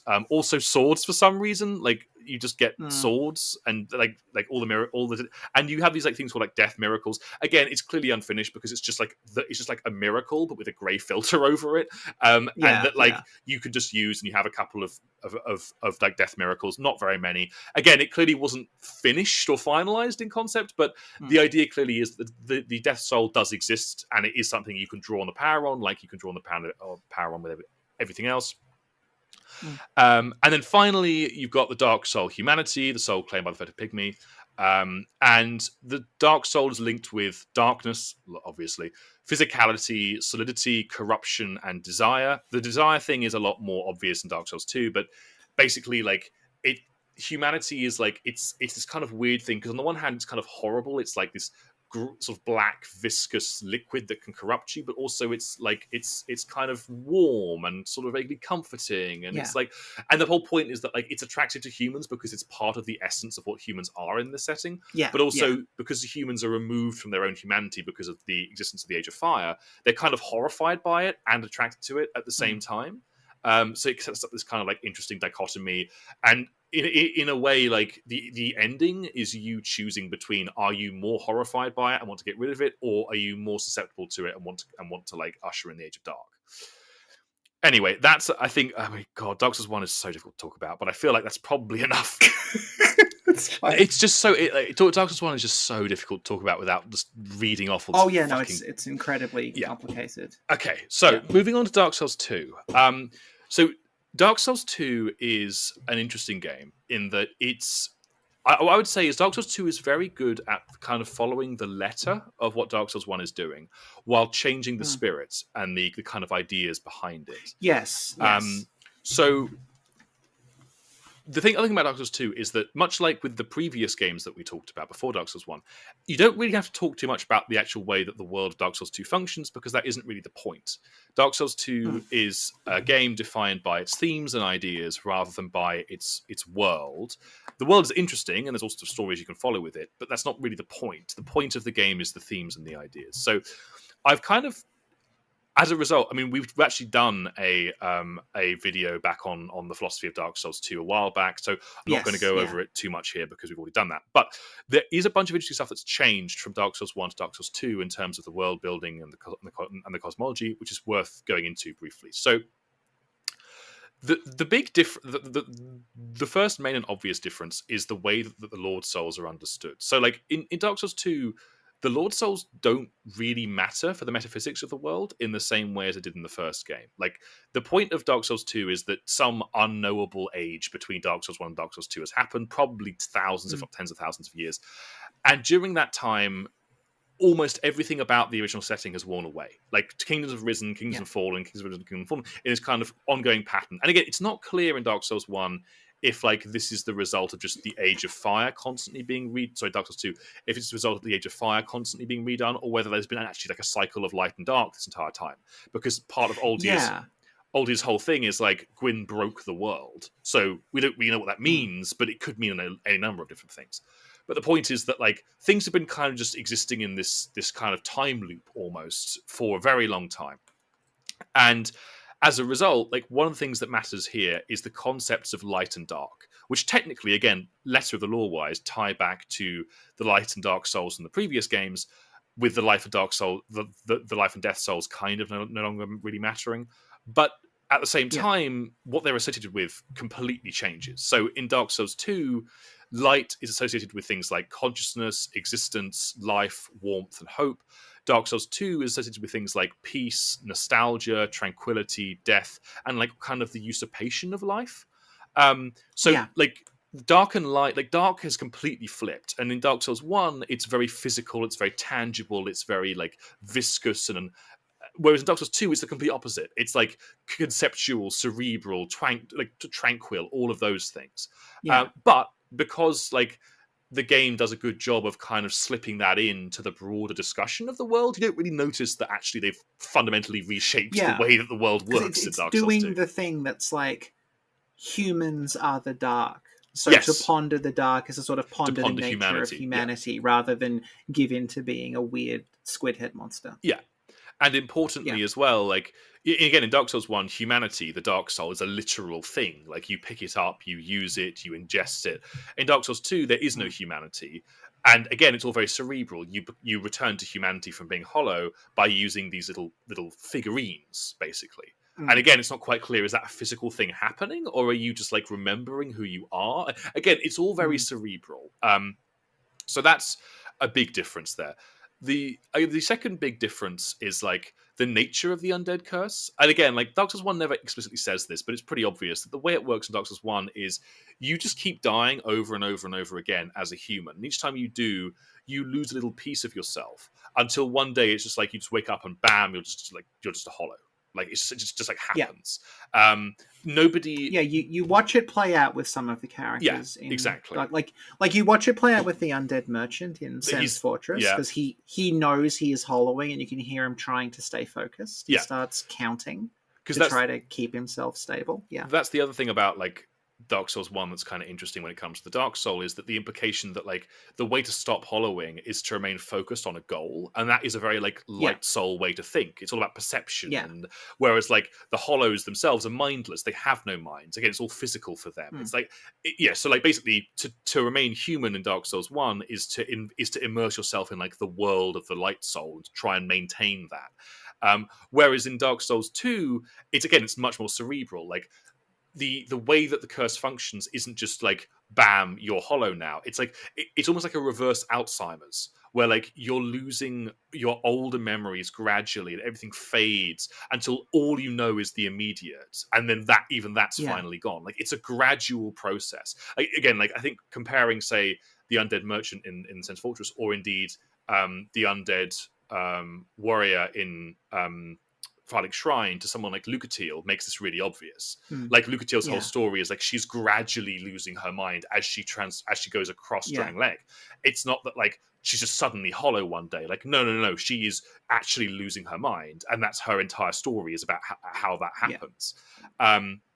So also, like humanity no longer exists in the same way. Like souls in general are now kind of what are used in Dark Souls 2 to save hollowing. Again, like it's like keeping to the letter of the law, but it's changing a lot of the way that these things are functioning. And then the other thing is like social change and development. This is a small thing, but I think it's a really important thing. And I remember that you guys made this point actually in a podcast ages ago about Glocken's Pyromancy Academy. Because I remember I noticed way back when I first played Dark Souls 2, and I was like, why is no one talking about this?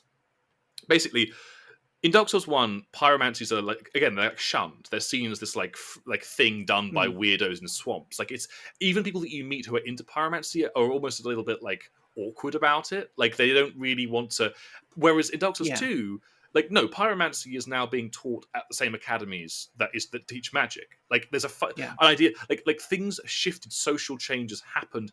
The world of Dark Souls has moved on from the original game, and that kind of influences the way that Dark Souls 2 is thinking about the way that like its cycle functions. Because unlike Dark Souls 3, which very much is like the world is stagnant, everything's just stagnant, everything's stuck. Dark Souls 2, again, it's more it's more like a time loop. It's like everything kind of is coming back around to the same idea, but things can still develop and change within that. Yeah, like something Sin and I recorded about this. It's not out yet. It may actually come out at the same time as this one. But like one of the interesting things about the way that Dark Souls 2 does its like many kingdoms have risen and fallen thing is like a lot of people initially looked at that as just like, oh, it's saying that a lot of time has passed. No. But the central thesis of the game, like the questions Aldi is posing to you about like lordship and everything, they don't work in a world where there's only been one other guy in charge. No. So that has to have happened. So it's not doing it to arbitrarily make things mysterious. Like the story does not work if there hasn't been, hundreds and hundreds of civilizations in between Dark Souls and now. Yeah. Because the whole point is about like, and Aldia literally at this point probably has seen them rise and fall himself because he's now immortal.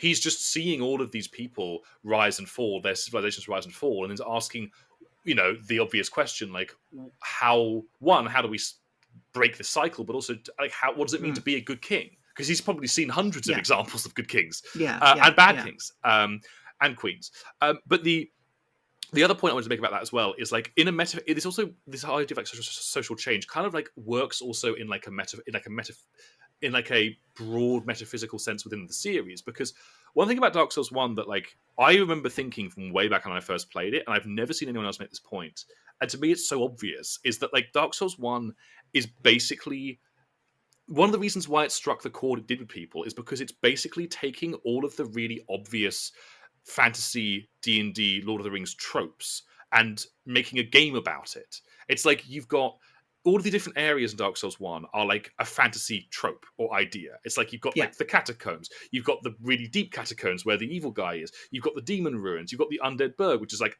the city full of undead zombies, you've got the city of the gods, you've got like all of these classic archetypes, fantasy archetypes, which are like being put into a single game and then re-understood by an interesting story. And so, like, it doesn't surprise me it took off because it's in a way it's a reformatting of very classic fantasy ideas. Whereas Dark Souls 2 doesn't do that. It does its own thing. It makes weird locations like the inside of windmills, and like it makes stuff like woods filled with weird goblin creatures and like people that are invisible and like lion people and shit. And like and Drang Lake Castle, like it's the king's castle, but it doesn't look like a standard stock fantasy castle. It looks like something from Jean Cocteau. Yeah, it's like a fairy tale thing. It's the whole and like a place like Shrine of Amana. It's like an amazing place visually, but like it makes again, it's complete bizarre. It's like what? Like it's like this weird fantasy grotto with like trees above and like water and shit. And like that's also, I think, part of the reason why people didn't like Dark Souls 2 so much, because it didn't scratch that same itch, but like it wasn't trying to. It was trying to be unique and different in a way that Dark Souls 1. I mean, I love Dark Souls 1, but like Dark Souls 1 is not like a unique and different game. It's very clearly riffing on so many classic fantasy archetypes in a way that the second game just is actively trying not to do. But yeah, and then finally, when it comes to Dark Souls 2, we've got the last bit, which is just like the idea of Gwyn's sin, right? So, like in Dark Souls, this is what I love about Dark Souls 2. In Dark Souls 1, it's kind of taken as read that like Gwyn attempting to hold back the Age of Dark is, if it isn't necessarily immoral, it's foolish, it's pointless. Like, what's the point? It's coming. As we've said before, there's no point in any of this. Like again, it's like the fatalistic game. It's the anti free will game. You're just a rat in a maze, and whatever you do, you're screwed, basically. But then in Dark Souls 2, it's like, basically, Aldi is arguing, like, he's not only discussing whether or not Gwyn was right to do what he did, but he's also saying, like, maybe we can break this cycle. Maybe this isn't inevitable. Maybe actually we can Yeah. do our own thing. And like that's Yeah. why like Dark Souls 2 is the free will game, because the ultimate ending choice Yeah. is between, you have the choice now. Do you want to continue the cycle, or do you want to create something else? Yeah. And whatever that else is isn't clear. We don't know. The game ends right when Yeah. we make that choice. But the point is, Yeah. it's a choice you can make and have a massive impact on the world by literally Yeah. rewriting it from the beginning. And that's Mm. like, that's just really cool. And I feel like in its own way, Dark Yeah. Souls 2 is actually a response to Dark Souls 1 more than it is a Yeah. sequel Yeah. to it. And again, that's really what people Yeah. didn't like it, because they didn't quite understand what it was going Yeah. for.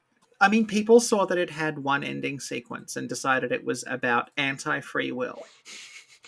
Even though the ending sequence is literally someone saying, like, You it's can up do to what you you what happens next, because you have free will. Yeah. Like, And but there's one ending. And I So like, they patch in that ridiculous additional one in Scholar basically to placate people. well, they Essentially, it's the same thing. You well, just walk out of a different door. this is the thing, like the Scholar ending just makes the point more explicitly because it lets you break the Yeah, cycle. yeah. But the original ending is still fine in that, like, okay, you're still within the cycle, but the point is you now get to decide how the world is, at least for a time. Like the whole point Yeah. is it's like a metaphor for the way that you Yeah. like how Yeah. it's a metaphor for like free will basically, and the way that you Yeah. can Yeah. create your own life around you. Yeah. The fact that like it only has one ending, but like it's a metaphorical ending. Oh, whatever. Like, it's just No, well, I mean, it has one ending sequence Yes. because there is no possible way to include an ending for every possibility No. because there are an infinite number of possibilities. Yeah, so exactly. it's up to you now. And also they kind of tried that in Elden Ring, and it was a bit disappointing because it's just like a guy on a throne with a different background each time. Like it's not particularly Yeah, interesting. yeah. Okay, Yeah. so that's one last thing I wanted to add about Dark Souls 2 versus Dark Souls 1 is also, like, I mentioned this before, but like Dark Souls 1 and actually a lot of the Miyazaki games have like kind of an archaeological approach to the way the history in the game functions.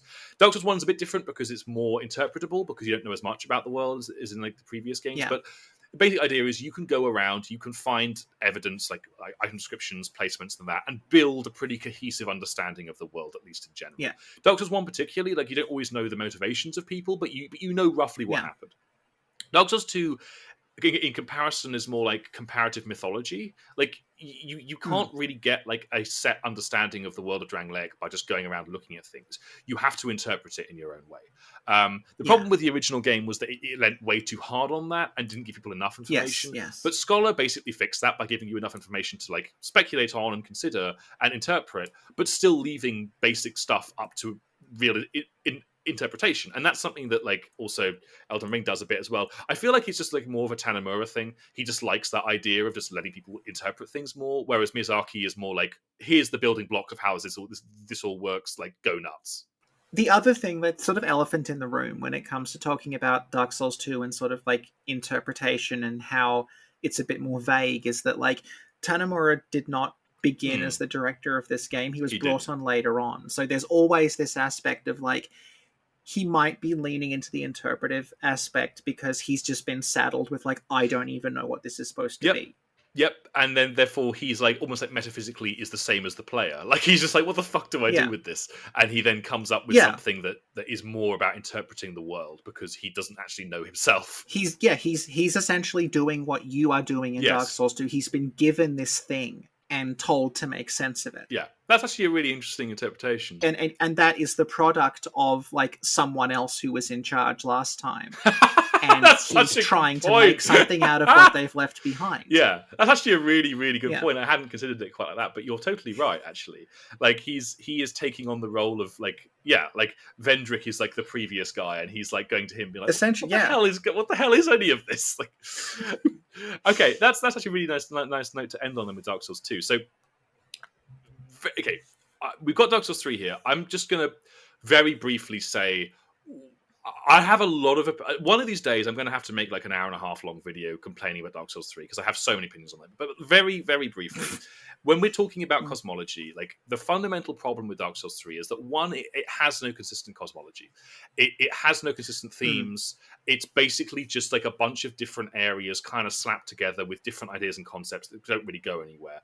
And two, it kind of undoes everything that Dark Souls 2 does in a way that's really boring, and then just then decides to rewrite Dark Souls 1's history in a way that's really boring. And Right. again, I, the crowning moment of this for me is like what they do with Gwyn. Look how they massacred my boy. Like Gwyn is in the original game, Gwyn is a very complex kind of figure because you know a Yeah. lot of what he does, but you don't know why.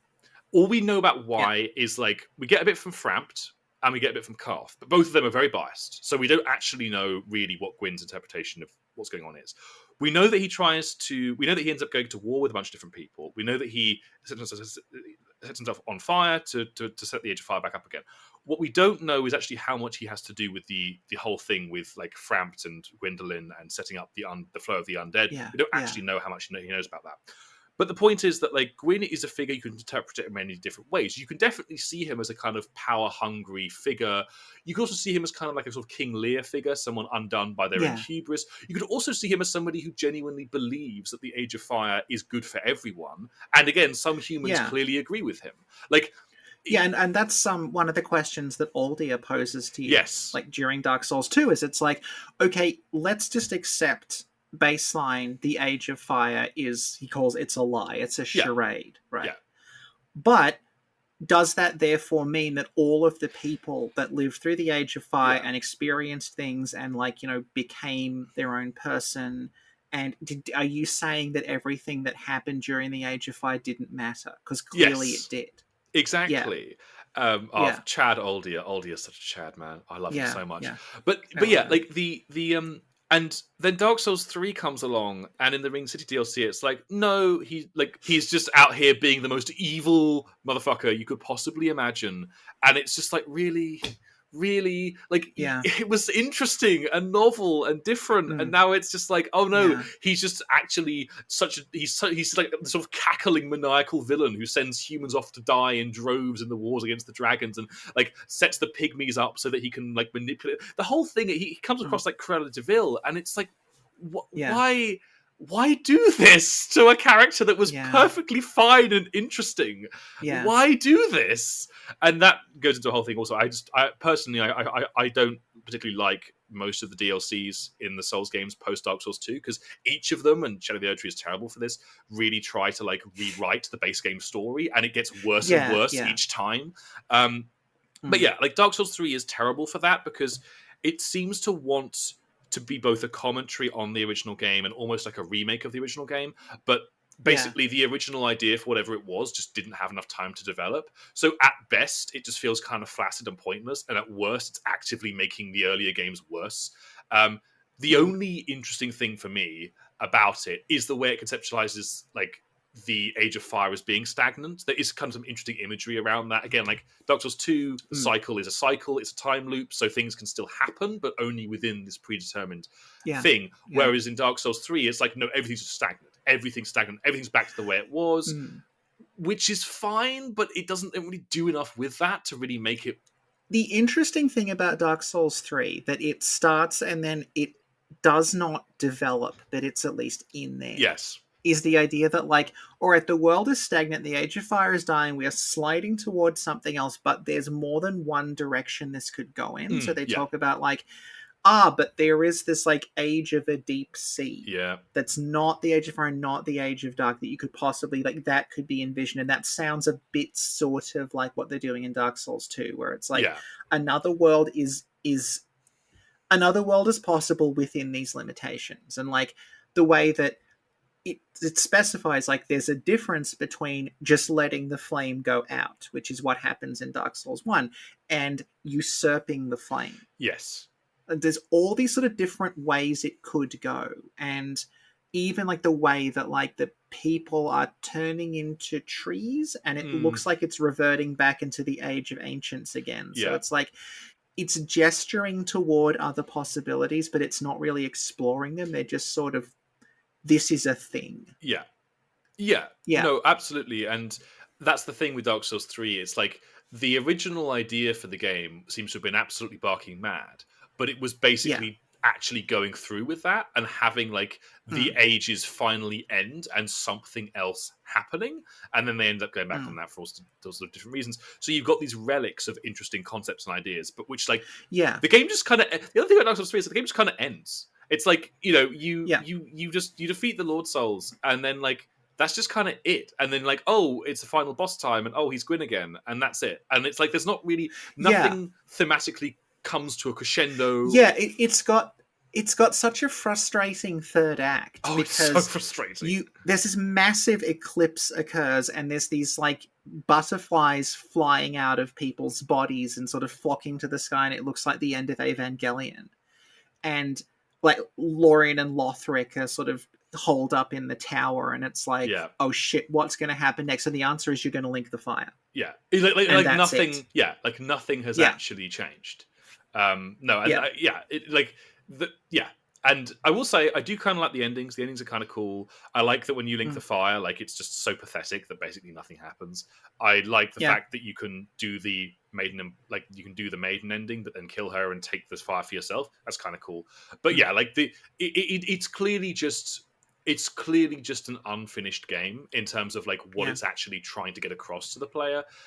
It doesn't have, and again, it doesn't actually surprise me that I'd say that Dark Souls 3 coming out was like the start point for the community's opinion of Dark Souls 2 going up, and then the initial opinion of Dark Souls 3 kind of doing this. Because I think people just kind of recognize like, oh, this game isn't as satisfying as the other two. Why is that? And realizing like it's just not thematically engaging in the same way, however good the gameplay is.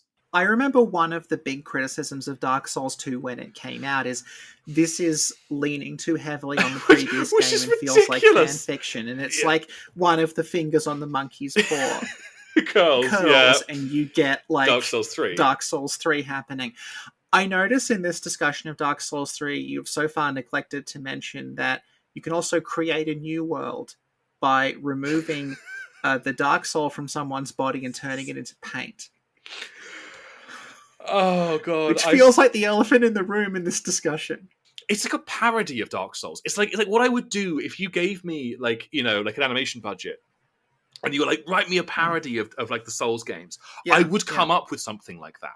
Because it's like oh, this mysterious NPC who cackles maniacally you meet once in the DLC who doesn't appear again, and then at the end of the entire thing, the fight is with this random guy who's now looks like the Hulk for some reason, and who's like gone back to the beginning of Dark Souls 1, which you've just retconned.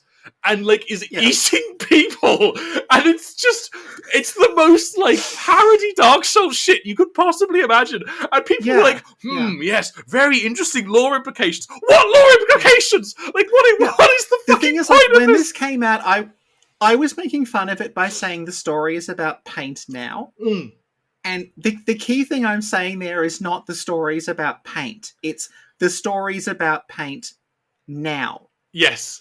Like, it comes out of fucking nowhere. It has never been referenced before, and it's like the root of this whole world has just been replaced with like dragon girls make paintings and a new world appears in the painting, which like it's sort of set up in like I'm not completely averse to the idea of this like whole universe being this like Russian nesting doll of painted worlds within painted worlds within painted worlds. But it is literally introduced in a DLC to the final game in the series. And it's like, what is this? Where's this like it's not properly integrated into anything. It's ridiculous. Why? Look, people make fun of the old year boss fight in Dark Souls 2, understandably, but there's a thematic reason for you to fight him. Even that boss fight's kind of crap. It makes sense. Whereas in Dark Souls 3, it's just like, it's like, I'm Gale. Great. Like, Santa Claus crossed with the Hulk, and now you want to eat me. Yeah. Like, what the hell is this? Yeah, anyway. It is, as you say, it is the it's just the complete elephant in the room when trying to talk seriously about Dark Souls 3 story. It's just like they just ended it like that. Like that's the ending to the entire Yeah. series. So, like, this sort of brings us to the end of what you're calling Group 2. Yes. And, like, the main difference that we've sort of gotten across here is, like, the stories in Group 2, which are all, in theory, one very long story. Yeah. That's a fantasy world that was always a fantasy world. Yes. It's got a similar thing to Demon Souls in it, where like Demon Souls and Bloodborne, they were like a relatively normal world and something happened to them and they became fantastical. Yeah. Dark Souls is like a step removed from that, where it's a fantasy world and then something happened and it became a slightly different kind of fantasy world. Yes, absolutely. Yes. And I think that is a really important point to end on, particularly as we're going to go into Elden Ring next, where the original 3, Group 1, these are worlds that are made fantastical by some kind of outside influence. Whereas in Group 2, although, as we've shown, I think like the idea that Dark Souls 1, 2, and 3 are actually in like the same canon doesn't really work in terms of the worlds, but all of these worlds are fundamentally fantastical from the start.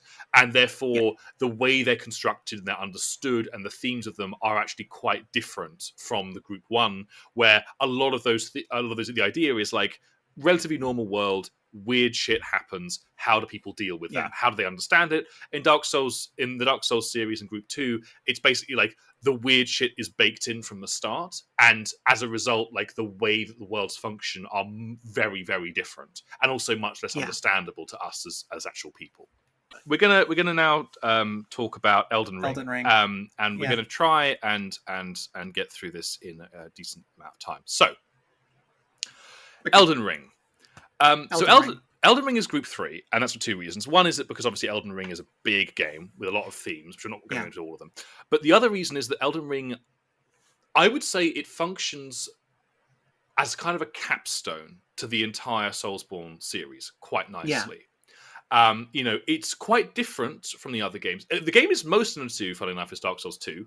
People have made this point, like how Elden Ring is like Tanamura's revenge, like Dark Souls 2 too, because actually in both the themes about kingship ideas around what it means to be a good ruler, how to transform a society going forward. Also, in fact, it's like Dark Souls 2 is the most open world of all of the previous Souls games, so again, it makes sense with Elden Ring. But Elden Ring is quite different to the previous games, but in its own way is also kind of a culmination of the games. It's a transformation of the entire idea of the series into an open world type game with a massive amount of content and ideas to explore, but it's also keeping a lot of the original ideas and concepts of both like the game design in terms of like the legacy dungeons, basic combat and all of that stuff, but also in terms of the philosophy and the ideas. The same basic ideas that you see in the previous games appear in Elden Ring as well, but they've taken on new forms.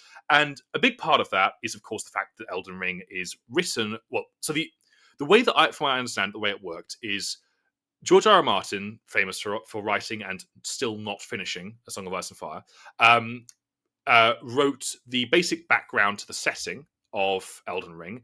So he wrote like the world building aspect, and then gave that to Miyazaki and to the team at From Software, who basically took that setting and made it a dystopia. And took the ideas and concepts and figures from George's imagination and reworked them into the kind of like dying world idea, right? So like that and that's important because when you see things that are quite different or a bit off kilter from the previous Souls games, again, it's like we are seeing filtered, yes, but we are seeing another person, a different writer's understanding of the world being filtered through the From Software lens. And like the other thing is that he's a different writer, but he's a writer who works in the genres that have influenced Miyazaki in the first place. And like I mentioned, there's a bunch of little literary references in Elden Ring that, like, yes, the other games have had a lot of references in them, but like Elden Ring is specifically including like references to, say, the books of Tanith Lee. Yeah. And it's including like there's like names that are taken from like the Elric books and things. Yeah, Elric, just very directly in there. So like the thing about Miyazaki is one of the influences on him that is sort of talked about a little bit, but not as much as Berserk, is the fighting fantasy game books. Yes, yes. So like people may or may not be familiar with them. They were essentially like somewhere between a choose your own adventure book and a single player D&D campaign, where you would have this book and you would have instructions in it, like, if you want to go through this, if you turn left, go to page 8. If you turn right, go to page 16. Yeah. Sort of that structure.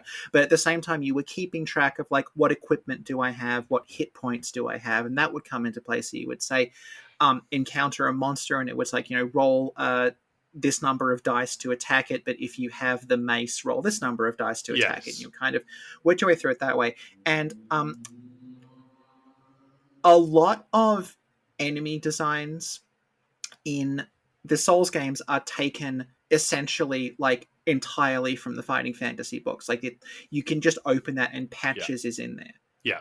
It's got like Quilag's in there as well, the isn't crystal, yeah, the Crystallians from Elden Ring are just in the fighting fantasy books.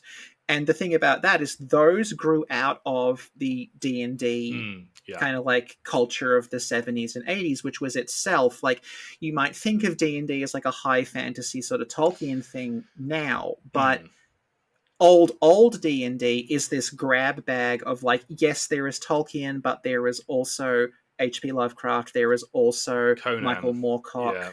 Conan. All of this stuff is in there. It's this weird melting pot, and it's drawing from that. So like Miyazaki's influences, like maybe not directly from the fiction that inspired it, but he's sort of getting this like by way of like that culture. He's getting a lot of influence from like sword and sorcery and weird fiction, more so than he's getting it from like Tolkien influenced stuff. And Martin is one of those people, so it's sort of like coming home.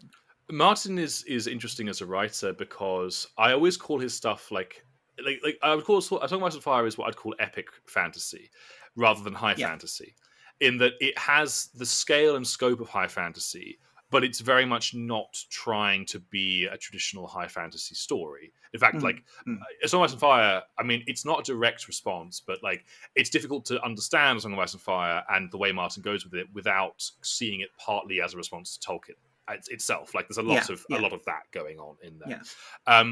But yeah, so like, and the Martin's influence, like again, as someone who's read Song of Ice and Fire, like it and indeed also some of the smaller books around that setting, like a lot of the ideas and themes are very familiar to me. Like again, I mentioned this before in my discussion in our Elden Ring video on the Golden Lineage. Again, link in the side.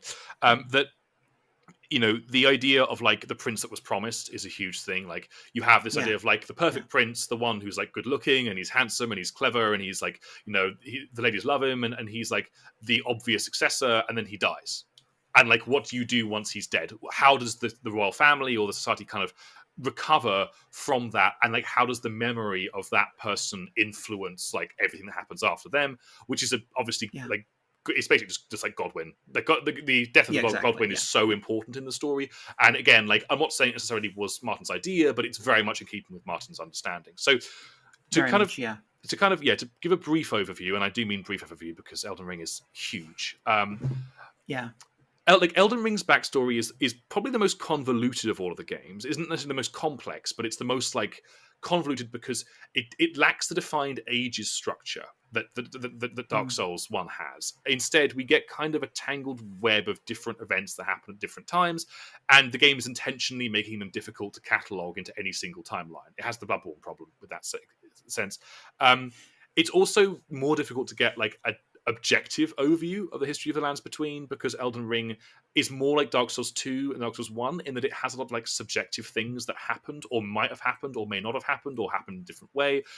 Oh yeah, at this point I want to specify as well, like I am specifically talking about Elden Ring prior to Shadow of the Erdtree, because if I talk about Shadow of the Erdtree, my eye starts twitching and I start getting like murderous thoughts, but also more seriously because it rewrites massive chunks of the game in a way that is just bad, but also makes it basically like it makes it more or less incoherent. Like to try and fit Shadow of the Erdtree's lore into the regular law of the base game is to create a massive pile up. Like, you can't do it really. Yeah. So you kind of have to Yeah. just like accept that one of these is correct and go with the one that works the best.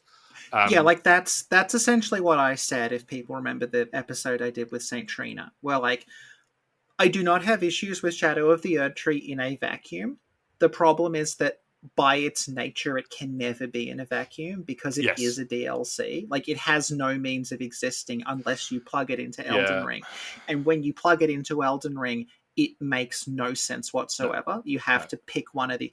It's like we were talking before about like Dark Souls 2 contradicts parts of Dark Souls 1. Dark Souls 3 contradicts parts of Dark Souls 2, which also contradicts parts of Dark Souls 1. But fundamentally, those are three completely different games. They're self-contained. Shadow of the Erdtree is, they're self-contained stories. You can play one and ignore the other. I know you may not want to, but like, hypothetically, someone could pick up Dark Souls 2 having never played 1 or 3 and just enjoy it on its own terms. Yeah, exactly, absolutely. Problem with Shadow of the Erdtree is it can only exist in relation to Elden Ring. Yeah, and absolutely. They don't. It's like two pieces of a puzzle that don't fit together, being like sort of squished together. Yeah, and like the whole problem as well. I mean, again, I basically don't like any of the DLC post the Dark Souls 2 DLC is partly for this reason, but because I keep rewriting stuff. But like, I at least believed that the writers of Bloodborne and the writers of the Old Hunters are the same people. I don't believe that that Shadow of the Erdtree was written by the same people that wrote Elden Ring. Like, it isn't like, it's not just that the quality of writing is so much worse, it's that the style of writing and the kind of storytelling is so different that like you're like, what on earth? Like, how is this even happening? But, so anyway, to continue forward, from what we actually know of the history of the Lands Between, history and potentially also time itself starts when a comet smashes into the planet that the Lands Between's on, and that's important because Lands Between's on a planet at some unspecified point in the distant past. Within this comet was the Elden Beast / the Elden Ring, which are kind of the same thing. And the Elden Ring may or may not have been the Crucible at this point, which is like the source of life as is understood in the world of the Lands Between. The Elden Ring creates life. Again, life may already have existed. This is the problem. Life may already have existed on the planet, but if it did, it was a different kind of life. Again, it's a bit like the first flame with the dragons thing. The Crucible, which is like the formation of life, starts to create more life. It may also have been worshipped to some extent by the existing life on the planet, which may or may not exist. What is clear is that the Lands Between was in turmoil after the arrival of the Elden Ring, especially if this creates time as well, because, I mean, like, God, time now exists. And that what happens is that the Lands Between gets split into different factions, right? So you have like the Fire Giants up in the north, you have the Eternal Cities, which may or may not have already existed, because who the fuck knows? You have the dragons. Then you have like the existence of other kingdoms like Caria, which didn't exist at this point, but like the ancestors, the astrologers, did exist. So basically, you have this fractured kind of landscape. So the Elden Ring at this point was being controlled and or influenced by a being known only as the Greater Will. And what exactly this being isn't clear. It never appears in game. It exists in some far off place. And again, it's like this appears to be some kind of interplanetary intelligence that uses the comets as a way to kind of colonize and terraform other planets. And like two things to kind of bring out of this already. One is like we're already getting into like sci-fi territory, which again is a very Martin thing to do. He loves to like hide like sci-fi concepts inside fantasy settings. He does it with the Song of Ice and Fire a decent amount. And the other thing, this is really important, the inciting instant here is by an intelligent being, which is the first time this has happened in the series. Again, like the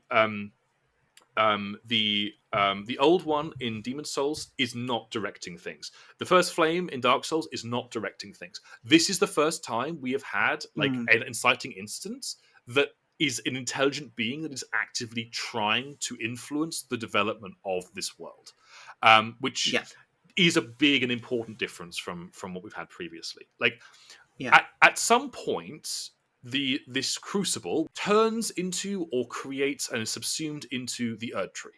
And that this means that the Erdtree, and by extension the Greater Will, gains a champion called Marika, And I've just said a woman from Era 404, because we'll get into that, who took up the power of the Erd Tree and used it to fight a war of conquest across the lands between, with the help of her husband. Well, I say husband, boy toy is probably more of an actual Yeah. description of her relationship with Godfrey.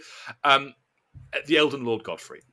Once she had succeeded in conquering all of these disparate kind of factions and bringing the entirety of the land under her control, she banishes Godfrey for her own reasons and takes as husband Radagon, who he's either just like an aspect of Marika, Yeah. like an avatar of her, or he's a person who sought to become Marika, or just some Yeah. combination of the two of those things. Radigan's origin is the Gwendolyn's gender Yes, of of Elden Ring. Elden Yeah. Ring, where it's like, it's a situation where there are things in the game that point toward an explanation of what Radagon is, Yeah. but they exist alongside other things that point to a completely different explanation. And Yes. I'm just going to say, like, I'm very confident in saying, like, it's never settled what the fuck Radigan is, No, like, at it's all. not. No, it isn't, and I don't even think that the developers themselves actually have a coherent idea of what Radigan is. Because to Yeah. be honest, also like again, like with a lot of these games, although the lore is interesting, the point about Marika's story with Radigan is the thematic idea of trying to basically turn somebody else into you. It's about control. Yeah. It's about like Mm. it's kind of in a way a metaphor for an abusive relationship, in that like Yeah. it's a dominant personality trying to mold a less dominant personality into like their ideal version of them. It's just that it just so Yeah. happens that like it's literally part of themselves. Like it's Yeah. almost more. And actually, we'll talk about this when we talk about Marika as a fertility goddess. It's almost more like the relationship between like a overbearing parent and child, Mm. except that it's within a Yeah. marriage between two people. Like it's very Yeah. incestuous and very weird, and it's meant to be very incestuous and very weird. Yeah. Yeah. Um, Absolutely. so yeah. So anyway, so Radigan and Marika rule together, or really, he's not even called. That's the thing. He's not called Elden Lord. He's called King Consort. So Marika is very much Yeah. in Yeah. charge at this point. He and Marika have 3 children to add to Marika's 3 children with Godfrey. Um, they are ruling at the same time as Marika is trying to get Radigan to become her in like a physical and a metaphysical sense. Yeah. Then Godwyn, who is her eldest son, and it's implied to be favorite and implied to be heir, Yeah. even though an heir doesn't need a Yeah. PhD. It never actually is. It's one of those things that's never explicitly said, but everything around it points to Yes. it being that. Yeah. And the story sort of doesn't make sense if you assume he's just one of the kids. Like, Yeah. he has to have been the favorite for this to play out the way it did. Yeah. So then Godwyn is her eldest son, assumed heir, is murdered, and like they don't know who did it. We know who did it because it's revealed in the game, which is also kind of Yeah. interesting because again, I think it's the first time that a game in this series has made that explicit point of like the characters don't know this, but you, the player, do know this. Like you discover this in game because rather than like picking over old ruins, like no, the people are still around. Like Rani still exists. Yeah. She will just straight up tell you she did it because it doesn't matter at this point Mm. because no one else is around to care. Yeah. So, you know, this like Godwyn's death is really important because it sort of sends you can interpret Marika in a lot of different ways, but like it's very clear that she is distraught when Godwyn dies. Yeah. And this kind of engages with something else, which again I haven't touched on up to this point because it's more thematic, but like there's a whole theme in Elden Ring about like the strain of like hierarchy of power and colonial control, because the greater will is this intelligence which is sending out all these comets and like colonizing planets. We don't know why, but it just is. We accept that it just is. But that means that the people that it chooses to be its avatars, like Marika, are extremely powerful, but they're only powerful so far because they're reliant on the greater will and the Erd Tree in general and the Elden Ring to maintain their power. And Marika clearly becomes frustrated with this. We know this from like some of the items around her, that like she becomes frustrated both with like the limitations on her power as effectively a governor, like a viceroy, rather than the actual person in charge, but also she doesn't even understand the power she's been given. So she's doing all of, and Radigan in particular, as like an aspect of her, is doing all of this like engagement in the source, trying to understand intellectually and like in a belief sense the Golden Order, which is this whole thing that is created by the Greater Will, and or created by the Elden Ring and the Erd Tree and Marika as a way to try and understand the greater will. It's a whole thing, but basically she's frustrated and angry with her own power and her sense of feeling suffocated by it. And then her favorite son dies, and the person that, again, it's not clear, but like we can assume that she was thinking about either stepping down and letting Godwin take over, or maybe just dying in some way and having Godwin take over as like a release. And then suddenly that option's taken away from her because she can't, because Godwin's now dead, and all of her other kids are like either not suited to rulership or are just becoming kind of weird, insane people. And so she's then in this position of like, now I have to rule again. And again, like you'll notice through discussion of this, like we've already turned to the thematic stuff, because again, that's what's interesting about Elden Ring. Like the backstory and lore is, it's engaging, but much like Dark Souls 2, it's much more about like the characters and relationships and themes and ideas than it is about the raw backstory, like in Dark Souls 1. But to very quickly finish this up, Marika has a sad. She goes away and like plots a plan against the greater will. So like she's basically rebelling against the greater will and the Elden Ring. And what she does is she takes the Elden Ring and she breaks it into pieces. Bear in mind, again, the Elden Ring is like the source of the power on Lands Between. Yeah. She gives it to each of her children, and who she has, I think, 7 at this point. And she's like, basically pulls an Alexander the Great and says, my kingdom goes to the strongest. This, in my interpretation, this is like a direct malicious act. Like she knows what's going to happen, and she's doing it anyway because she would rather burn everything to the ground than allow this regime to continue, because she's that alienated and that depressed. The timeline's weird, but like she goes back into the Erd Tree. Yeah. And then her and Radagon split, like, irrevocably, because she's trying to destroy the Elden Ring and Radagon's trying to fix it. And so they basically end up in this, like kind of like, sort of unwinnable situation where each of them is foiling the other's plan. And they're, like, kind of and that's sort of why, like, the exact origin of Radagon, the thing everyone's arguing about, is not really the point. It's not the point. The point is that Radagon and Marika are two incomplete things. Yes. Who are in conflict with one another, but because they are incomplete, one cannot function without the other. Yeah. Like, again, the thematic point being made is a lot more important than the literal lore implications of the existence of Radagon. You just also, again, it does help that in this case, like, because Elden Ring is a much more just a magical land, you can just accept these things. Like, they just kind of happen. Like, it's whatever. But so that's like the basic backstory to Elden Ring. There's obviously a lot more to it than that, but there's only a couple of things that I really want to pick out from this. One, and again, like, so Sophie, very briefly, could you give us an overview of your version of the original Marika backstory, and then the Marika backstory as it appears in Shadow of the Erd Tree, and why those two things don't really work together? Okay, so in the base game of Elden Ring, you find things associated with Marika and the group of people that she comes from, who are called the Numen, in the Eternal Cities, which are these underground cities that predate kind of everything. And interestingly, like, one of those cities, which is just called the Nameless Eternal City, it is found in what looks a lot like, if you look at the map from above, a meteorite crater. And it's also completely ruined. And that's the place where you find the item that explains sort of what you were saying before about, like, the greater will, who is this kind of cosmic entity, sent a star to this land that carried the Elden Ring. So, and that is also the place where you find, like, the roots of the Erd Tree. Yeah. So it sort of, squinting a little bit, you can see, okay, this star that came that brought the Elden Ring, that is connected to the Erd Tree, that is a source of Marika's power.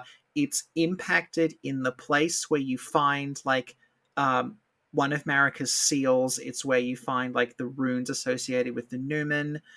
And when you look at that place, this Eternal City, the three of them, They are, in a lot of ways, the antithesis of what Marika creates. So they Mm. are places that are obsessed with like silver and starlight, and the main thing about them that strikes you in comparison to what Marika's doing is that they're very open about venerating the dead. Mm. So they Yeah. will just have, like, in public, there is just a giant fucking skeleton. When I talk about the Eternal Cities here, I'm also including the areas outside of them because, like, that's just the area outside of it. Those are not technically the Eternal Cities; they're the areas outside of it. Yeah. They'd be the equivalent of, like, if the Eternal Cities were Altus Plateau. We're talking about what happens in, like, Limgrave Yeah. or the Badlands or somewhere else. And the people there, like, there is an obvious reverence for the dead. They are worshipping animals. They are specifically worshipping horned animals. And within the Eternal Cities themselves, there is a ton of death imagery. They light they light their cities with what's called ghost flame that's made from burning bones. There's skulls everywhere. And then you go above that, you see what Marika builds. Marika builds somewhere that is golden, Mm. that suppresses the concept of death. Specifically, it doesn't like horns. Yeah. Like, that's the really important. That's the part that struck me, is like Marika fucking hates things with horns. Yes. Even her Whereas own in this children. prior, yeah, whereas in this prior civilization, like, they worship horned animals, they wear horns on their heads, and you just looking at the two, it's like these things are polar opposites. Mm. So what Marika's made is the opposite of the place that she seems to have come from. Yeah. And what's notable there is, like, when you look at, well, why did these cities fall apart, brackets apart from the comet hitting them? It's that they turned against the greater will. Mm. And when they did that, it sort of created a power vacuum into which all of these other things rushed in and destroyed the cities. Yeah. So you sort of get the impression, like, Marika looked at this place that fell and said, I'm going to make the opposite of this. Yeah. Kind of understandably, given that she just watched it collapse. Yeah. Not anymore, though. That's not what happened. No. So, okay, here's the thing. That's an interesting and kind of unique and like understandable take on Marika. That was basically my understanding of Marika, because also like it gives her agency as a character. It's interesting. Yeah. It kind of makes you think about like the way that she's very much like why somebody from a culture like that could end up creating a completely separate and directly opposed culture, because she literally saw it burnt to the ground and was like, hey, let's not do that again. And Yeah. then Shadow of the Erdtree comes along and Yeah. it does what?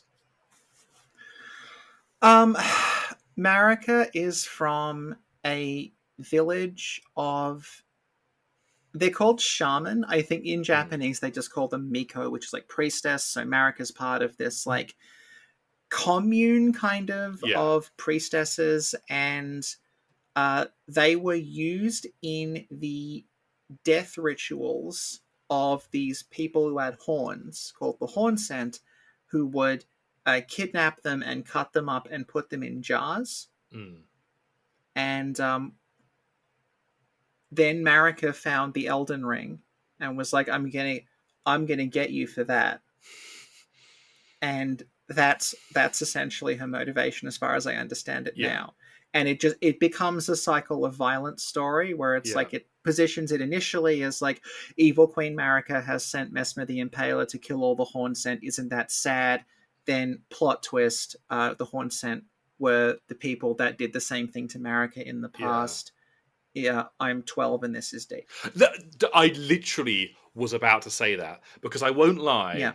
Like, look, you can do a cycle of violence story well. Like, I've seen them done well. Yeah. But like, the problem with the way it's done in A Shadow of the Erdtree is it just feels so like it's literally an r/IM14 and this is deep understanding of cycle of violence, where Yeah. it's like, oh, you Yeah. thought they were the bad guys, but actually Yeah. they're just as bad. And it's like, shut up. Like, you know, where is the interesting? First of all, where's the interest in this story? Yeah. And second of all, like, that you still have to engage with the fact that like these things are done and their bad things are being done regardless. Like, turning it back around to a gotcha just feels very, yeah, it's part of the reason why I don't like the storytelling into the Erdtree at all. But the other point I was going to make, and you made this actually point in the previous episode with Sin more recently, okay, I don't want to imply too much here, but the thing about Marika in the base game is that in many respects she's actually quite a sort of gender fluid kind of character. Like Yeah, she's absolutely. depicted in quite a feminine way, like she physically is quite curvaceous, but at the same time, the way you see her, both in game and in like the pictures you see again, there's something very like powerful and vaguely sinister about her. Like Yeah, she's physically imposing at the same time yeah. as being quite feminine. And that makes sense She because looks like this massive sort of like Valkyrie lady. yes, and it makes sense Yeah, because on yeah. the one hand, she's kind of a fertility goddess, right? With the whole thing with Mm, like having lots of children, also the obsession with life, which we'll come to, but also she's a war leader. You know, I mean, yes, she might not have mm, been as much as Godfrey, but you know, she's giving speeches to the mm. troops. We know that because Melina recites them to us. Like she is a Yeah, commander, a leader of men. And so you have this very interesting dichotomy where it's like she's a very gender fluid character. She has feminine and masculine, traditionally feminine and masculine elements. And yeah, you know, and her relationship with Radigan is very dominant. You know, she is the dominant yeah, personality. Radigan is the submissive one. In fact, I'd say that part of the reason why she gets rid of Godfrey is that she can't control him. Like he is, you know, yeah, he has his own distinct personality. He knows who he is, yeah, and she doesn't like that. So there's kind of an abusive angle as well to the way she's kind of seeing her relationships. Which doesn't surprise me given the fact that she ends up telling her children to kill each other. Um, yeah, but the point is that like she is a character who has yeah. motivation, and then the DLC comes along and it's like, oh no, sad Marika got hurt by the thorn scent, and now she has to like and now she's just driven by vengeance, as if that's like an interesting Yeah. motivation. And there And is something, and like it turns her interest in life into just she doesn't like it that a lot of people died. as opposed to being an actual ideological thing that she developed as Yeah, a like result of her she experiences. yeah.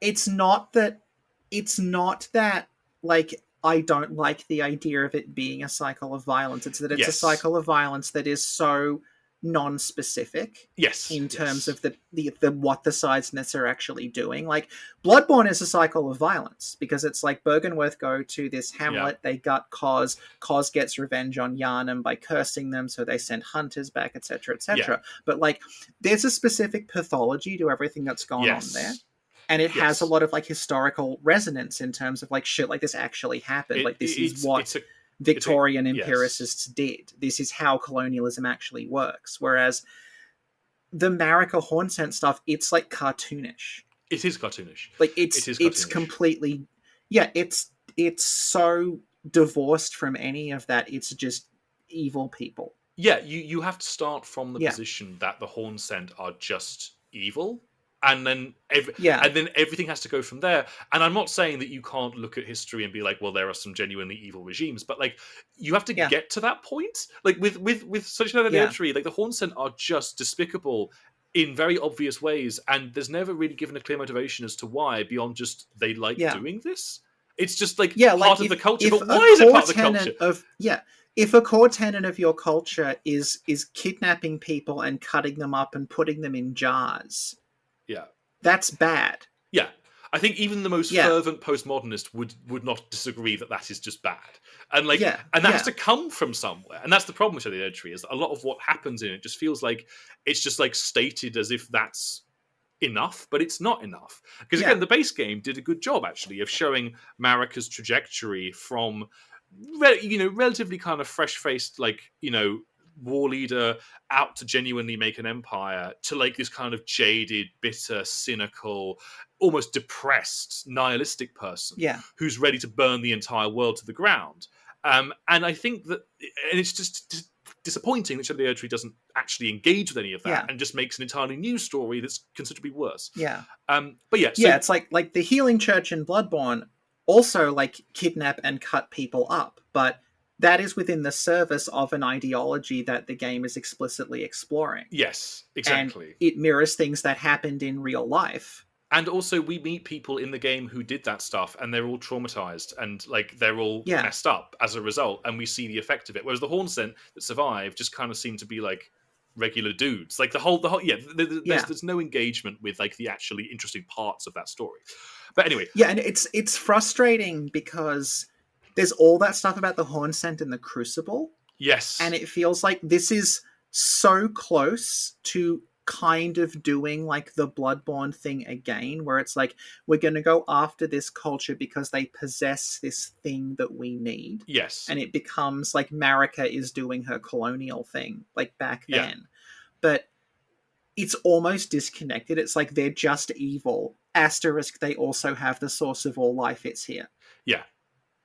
Yeah. And it's frustrating because the colonialism thing it's a theme in the original game as well. Like, one of the things that I liked actually about the depiction of the fire giants, for example, is that in the lore, like, yes, Marika's destruction of the fire giants is a terrible thing, and it is. It's a colonial expansion. But the point is that the fire giants themselves were colonists. They took it over from the original ice dragons that lived there to start with. And like, you know, you can make a story based on colonialism and the cycle of violence while recognizing that just because, like, you also can't be in a position where, like, we just assume that, like, anybody can be murdered because they or their ancestors were also like colonists. Like, you can do nuance in a story like that, and the base game, although it's a sub theme, it is there.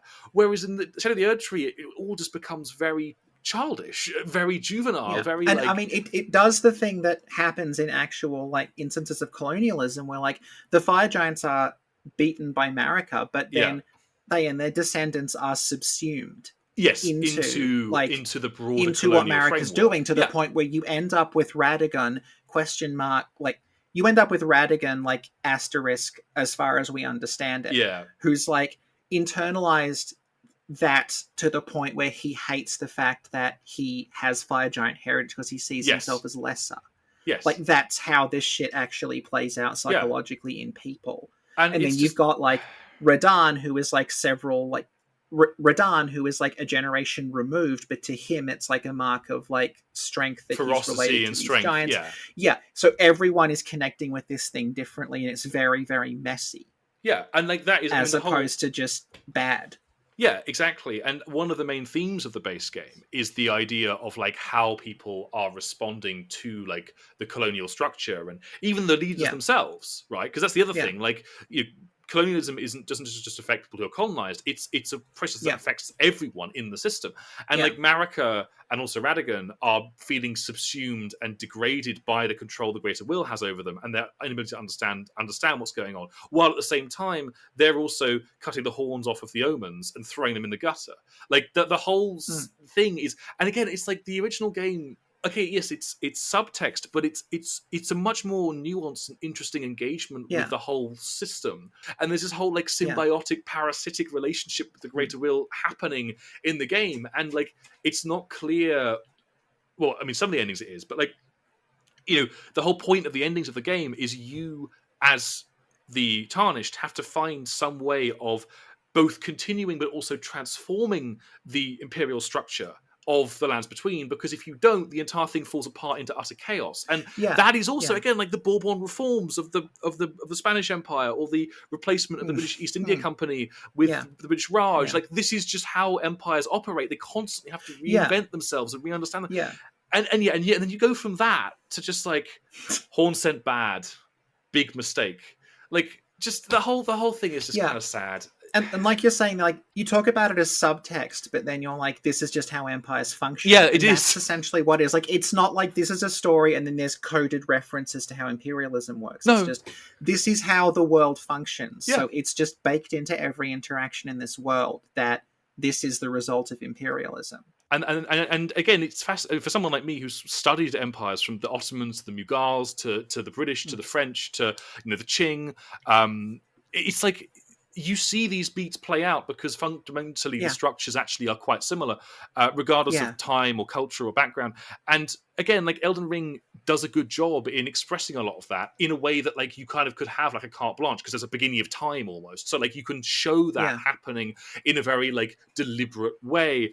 And and then you have the DLC, which just has a much more crude understanding of imperialism, where it's all just like it's literally just might makes right the entire time, and that is the base underpinning of it. But like, there's so much more to like the structures and the engagement. Anyway, I think so. To one last thing to add before we kind of go into the more comparative stuff. So one thing thematically that I find very interesting about Marika is, and you've mentioned this before, is like she's almost a parody of a fertility goddess.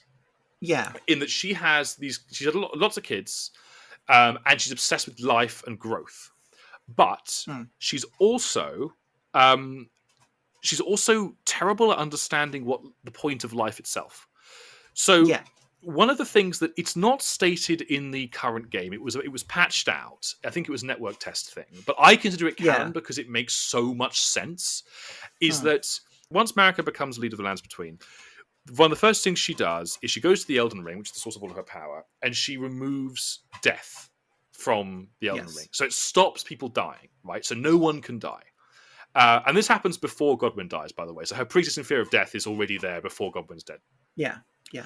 What's important about that is it means that she rules over a kingdom where nobody can die. And that doesn't necessarily mean that like literally everyone lives forever. The implication is that people die and their souls are reabsorbed back into the Erd Tree and like To the reborn. Erd Tree, and then they're reborn again. Yeah. So it isn't like everyone is literally functionally immortal. It's more like people's souls and arguably maybe even consciences are being reworked again and again over and over Yeah. and over again. Yeah. I But mean, like, there's a character like that's kind of what Dung Eater is doing. yes, Because Dung Eater explicitly talks about like, I'm going to kill people, but it's not enough to kill them. I have to kill them and then do something to their corpses so that when they come back to life, they're carrying like the mark of the thing I did to them. yeah, So exactly. that It's he's where like a. So it's not desecrating just them. that he's murdering them; he's actually performing this desecration that continues Yeah. into their next life. Yeah. Yeah. And the thing about that is that sounds all well and good in that, okay, nobody can die.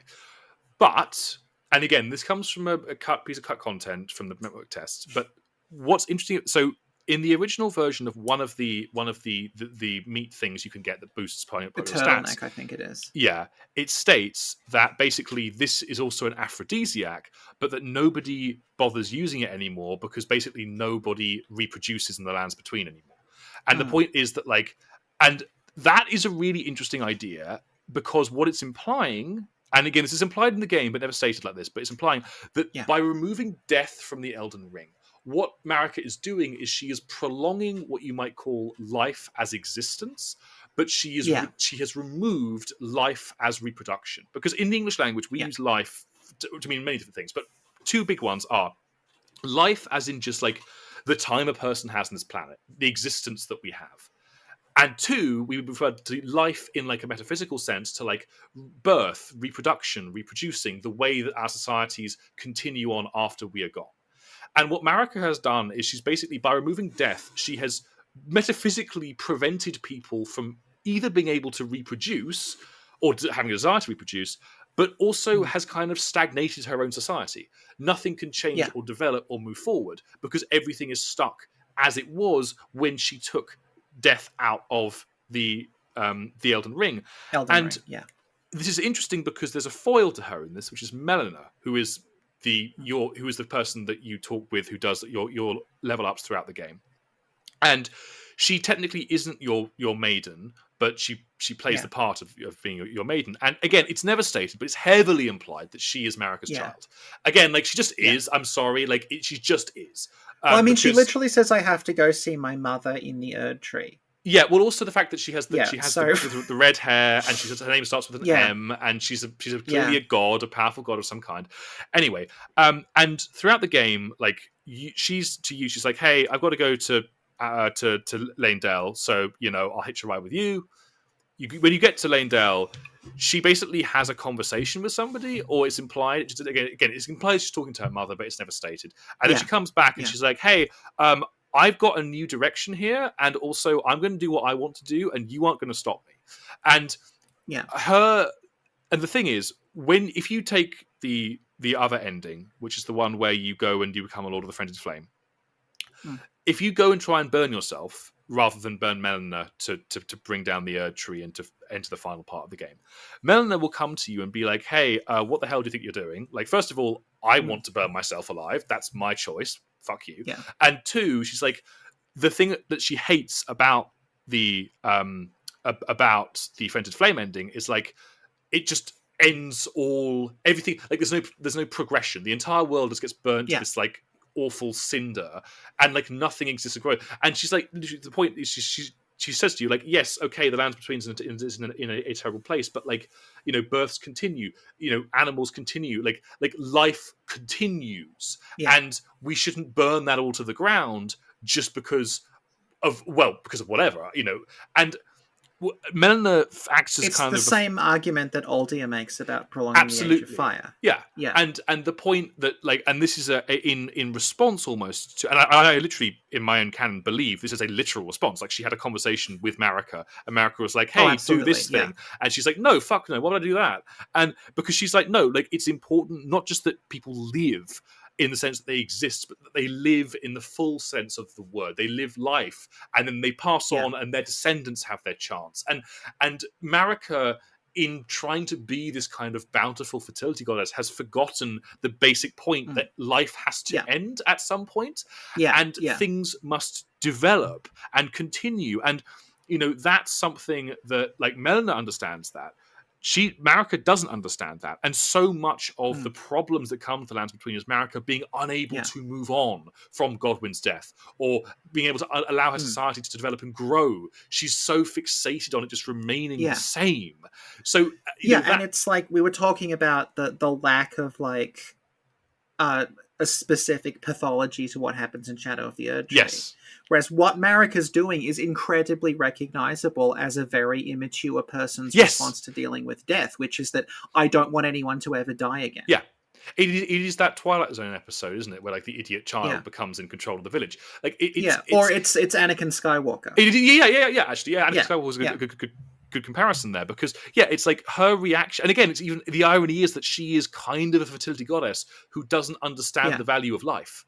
Like, she's a clever character in that respect, and again, like, there's a lot going on with her, because and that to me is like, that's like the defining aspect of her as a person. Like, she doesn't actually understand the thing that she is trying to uphold. And in the original game, not in the DLC, because they take Miquella's character in a whole different direction, but in the original game, Miquella also kind of functioned as something of a foil to that, because his whole idea was to try and bring about an age of bounty and life however it grew. Like, that was the original concept for Miquella. And you kind of see it in the base game a little bit, and then again in the Shadow of the Erdtree it goes off in a different direction. But it's like his idea, like, he was almost trying to be the fertility god that, like, Marika couldn't be. He's like, we will allow things to develop and grow as they will, regardless. Like, that's his idea, and they kind of rework that into Melina a little bit. And and anyway, yes, that's my final point about Elden Ring, is that, like, it's so much of it is based on Marika's inability to move on. And that's actually something that you see with a lot of the games. Again, you see it with King Allant, you see it with Gwyn. So much of the problems with these settings come from the aristocracy, the elite, the political figures, being unable to recognize when their time is at an end, and being willing to accept that now a new generation must come along and rule in its stead. Yeah. So going back to, like, cosmology, like, there's obviously a lot of things about Elden Ring's world that are completely different to what we've seen before. Beginning with the fact that we have called it a planet multiple times. So, like, yes, Demon Souls and Bloodborne take place on something that looks relatively normal. You can conceive that there is a planet outside of that, but we don't think of them as being set on planets per se. Yeah. Bloodborne in particular, which suggests that there's like stacked layers of reality going upward into heaven. But like Dark Souls, you don't talk about Dark Souls as being on a planet when you describe it, because even the way that world works, like, it might actually be flat. Yes, like, there's you see, you can go down a huge hollow tree into what seems like the center of the world, which is an ocean. Yeah, and God knows how any of this works.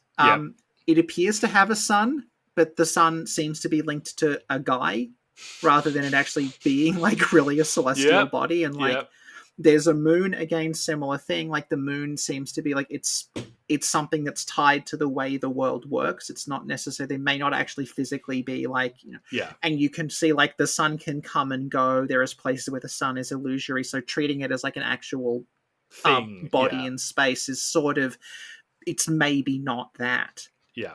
Whereas Elden Ring is the one where, like, it's a very, very clear, this is a planet. Yeah. Things from space come down and hit the planet. Everything that's going on in this place is the result of, like, panspermia and meteorites and making contact with things in the universe. Yeah, absolutely. Yeah. And that's again, like, that's partly the Martin influence, but it's also just the way that the world is conceptualized in Elden Ring has that very sci-fi kind of edge to it.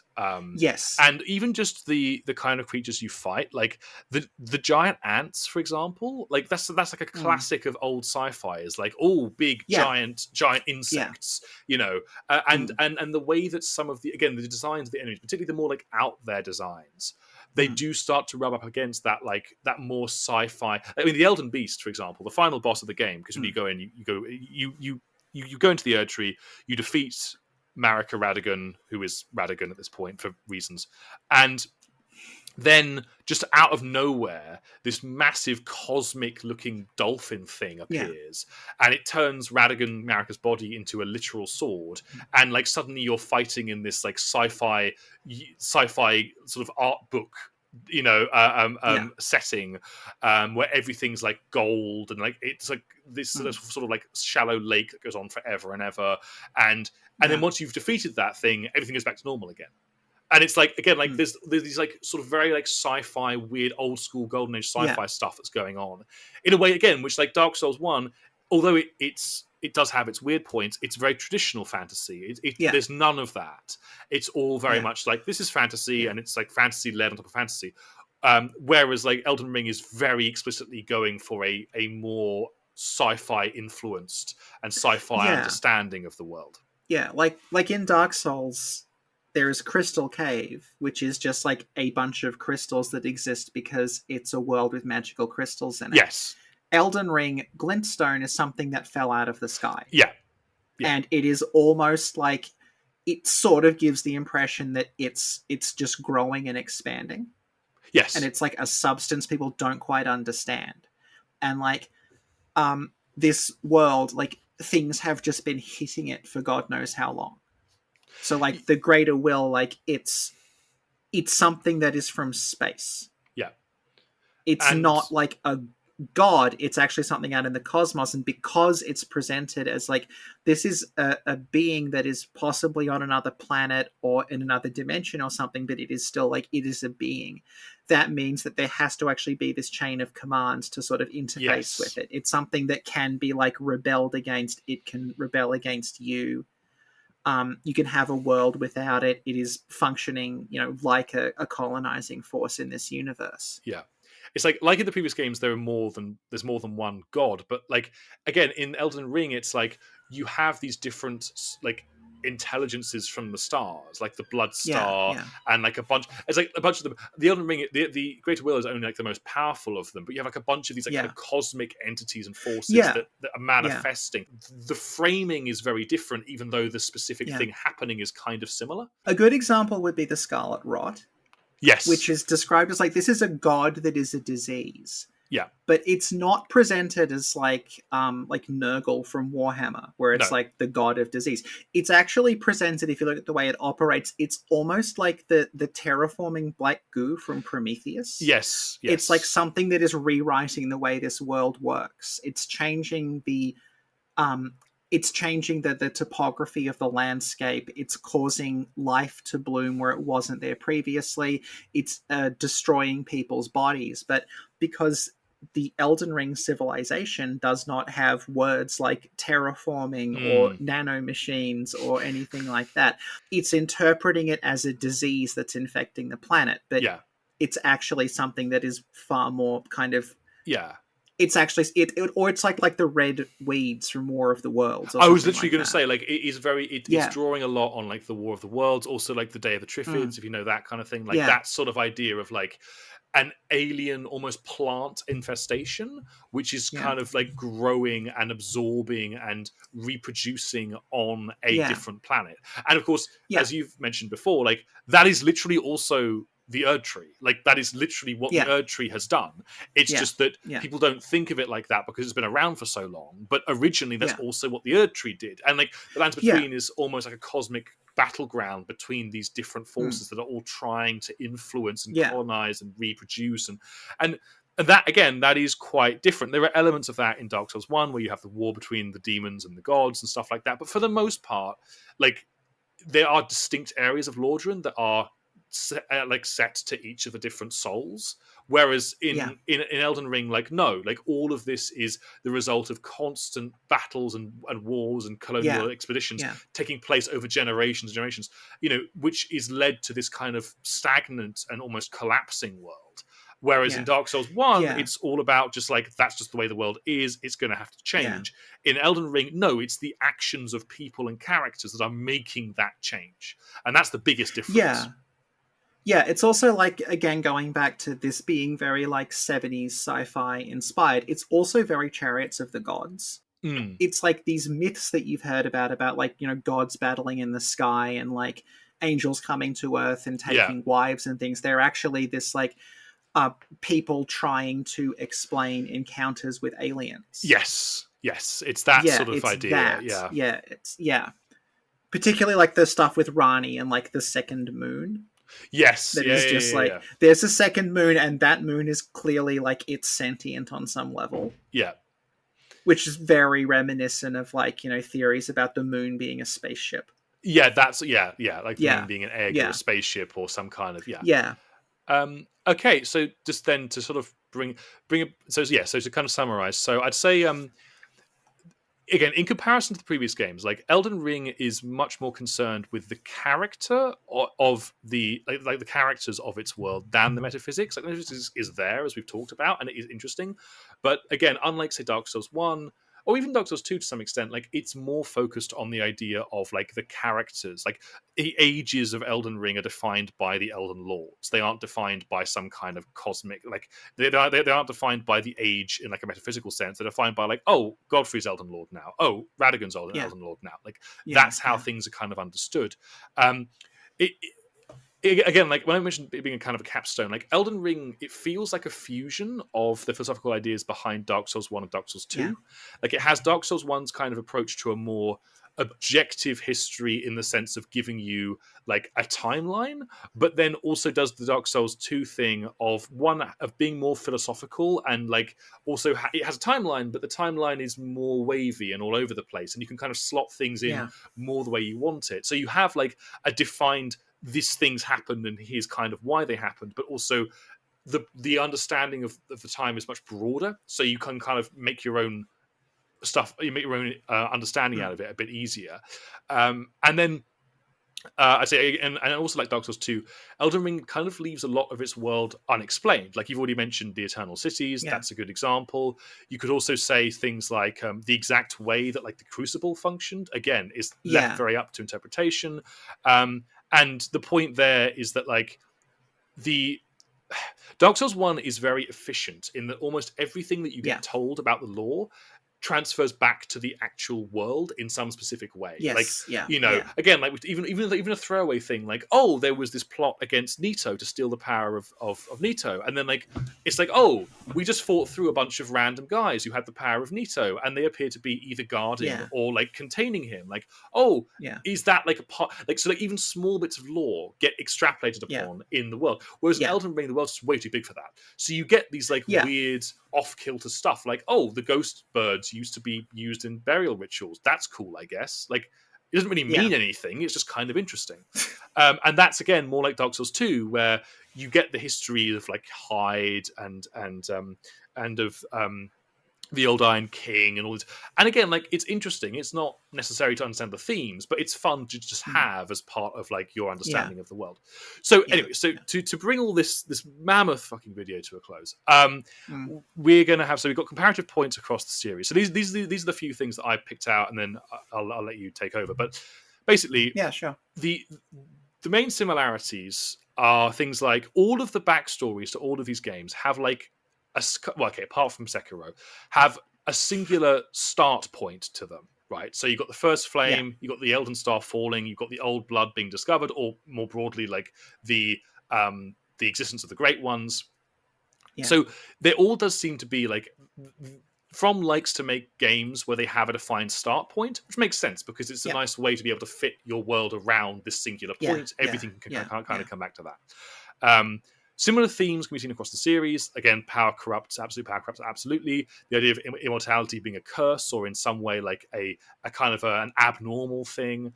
But there are also major differences between the games and their approach to issues of free will and determinism, which goes all the way back to Demon's Souls. So, like, this isn't like a more recent development. Those ideas and the differences in the way the games approach free will and determinism are there from the very beginning.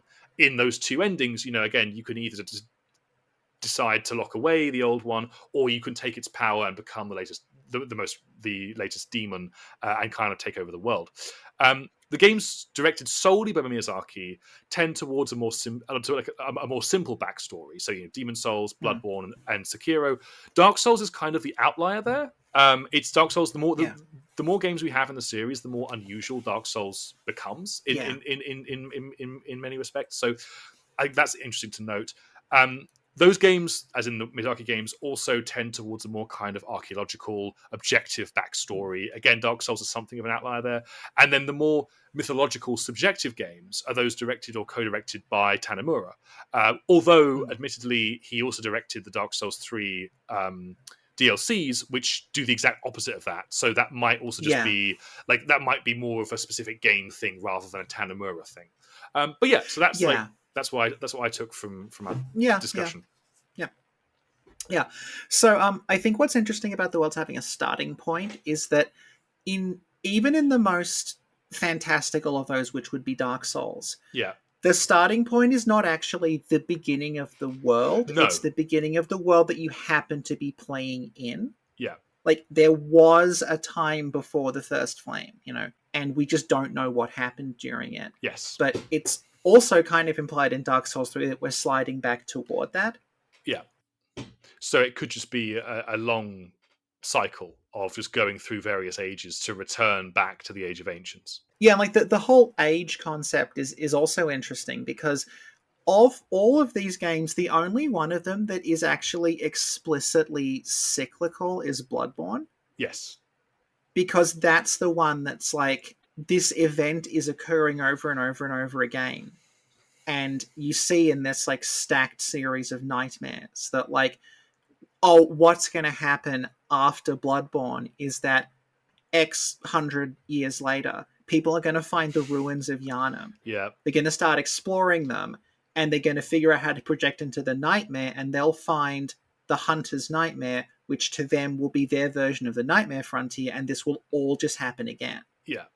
And that's interesting, given Bloodborne's the one that's described as like, this is the cosmic horror one, when actually it's a cycle. Yes, there is actually like a logic to this universe that is repeating over and over again. Whereas like the Souls games are interesting in the cycle sense, because like Dark Souls, it's not part of a series yet. It has a light ending and a dark ending.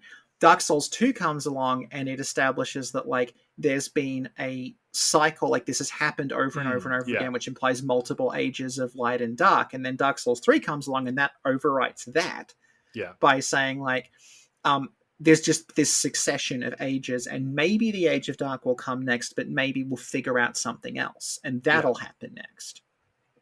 And like the theme of power is like, again, that's interesting, because I think a lot of the discourse around the games, it is simplified down to what you were saying before, which is like, there's a monarch who wants to hold on to control. Yeah. But I think a lot of the analysis actually just stops at that. Yes, it doesn't. And it becomes, but Gwyn wants to hold on. It doesn't actually engage. Yeah, it doesn't engage with like we were saying, like the pathology of someone who does. Why do you want to stay in control? Like, why are you doing that?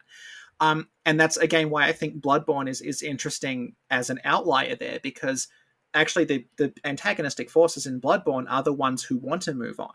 They're the ones who want to change the world. But it doesn't come down to them being wrong for wanting to change it. They're wrong because their approach is so destructive and anti-human. I do think it's interesting in that regard, because, like, I mean, Willem, especially in the DLC, like, isn't necessarily a good guy, but in a weird way, like, the kind of conservative idea of like Chesterton's fence. Basically, Chesterton's fence is a concept come up by G.K. Chesterton, who's one of the most famous sort of 20th century conservative philosophers. And the idea of Chesterton's fence is that if you're walking in the countryside and you see a fence, if you want to move that fence or tear down that fence or to in some way alter that fence, you should be able to explain to somebody else what that fence does and why it Mhm. exists. Because if you can explain why it exists and what it does, then you will have a full understanding of why the fence is there. And if you know all of that and can justify moving the fence, then you can move the fence. But if you don't understand why it's there and you don't really have a good handle on what's going on, you could make things a lot worse by removing that fence because you Mm. are suffering from a lack of knowledge. And it's kind of a classic example of kind of like a kind of conservative in a small c approach to change, in that it's saying you can change things, but you can only change things once you can explain why things are the way they are, and more broadly have an idea of what would happen if you did change them. And therefore, it's kind of often seen as quite a conservative mindset. But it is interesting that people, not just conservatives, use it quite a lot because it's quite a Mm. useful thought experiment.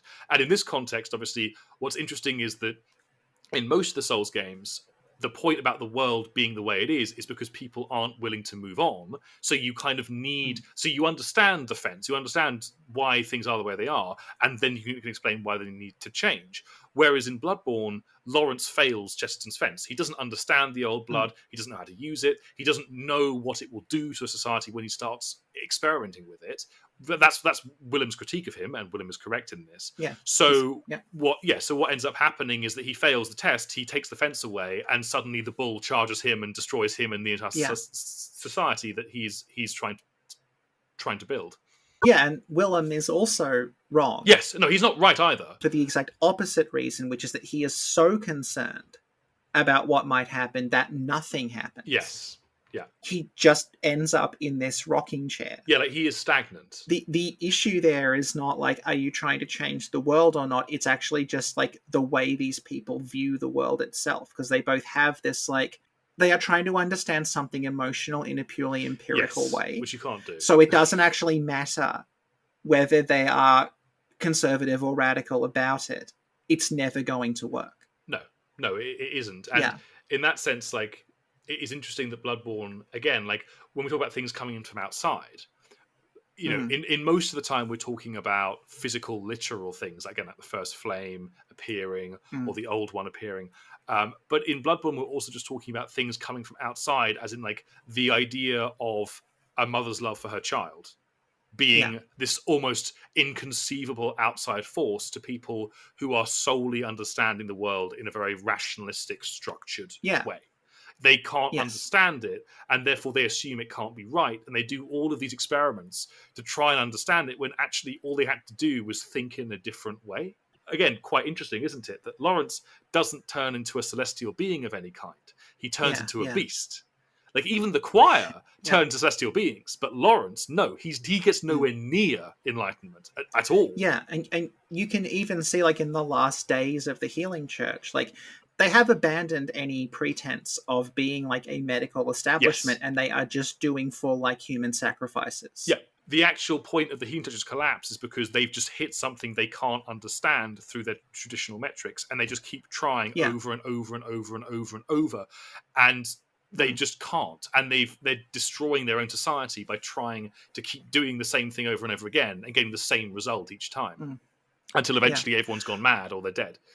And like, I think it's interesting to talk about Miyazaki as someone who's quite critical of nationalism. Yeah, because like Bloodborne's also a game that's very much about nationalism in the same way that Sekiro is. Yeah. Yes.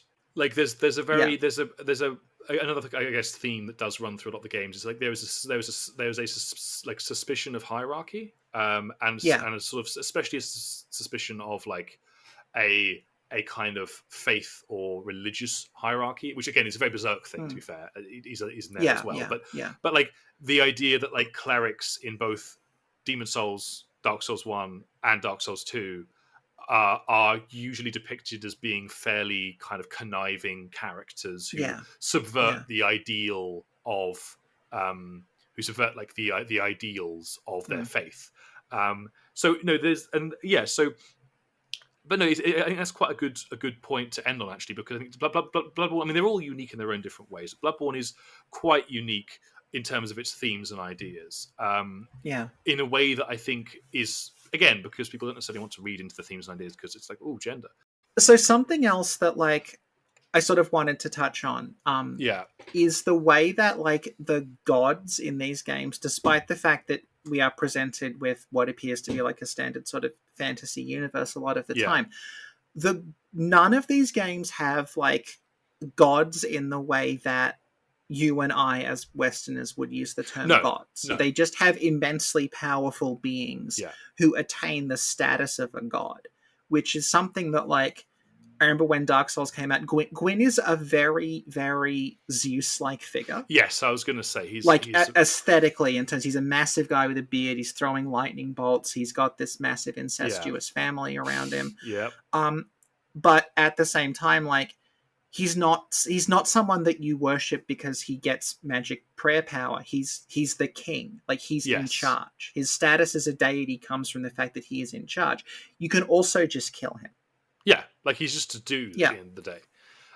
And that's why, like you were saying with the priests being like conniving, is that, again, like the way that they're using priests and things in the Souls games is not the same way that we would use that term. So like this then gains this additional level of kind of confusion when you then translate it into English, because you start seeing words like god and saint and cleric and vicar and things like that we think of as having hyper-specific meanings, but are actually the closest kind of English word they could come up with for a term that we don't have. So, like, I remember there were discussions of all the characters in Dark Souls that were called saints that would attempt to figure out, like, well, they must have had this many miracles performed. And it's like, no. It's just their way of writing a word that means holy person. Holy man or holy person, Like, it's not... Yeah, that's all it means. And, like... And again, like, the idea that in Dark Souls, like, characters can become gods and then get demoted from gods to something else, like happens with Way of White. Like this is just something that happens to these beings. Like, it's not to do with them actually gaining or losing like some sort of deific power that's a substance that they have. It's just, how seriously are they taken? It does also, to be fair, in Dark Souls, doesn't help that the gods are themselves part of a different race of metaphysical beings.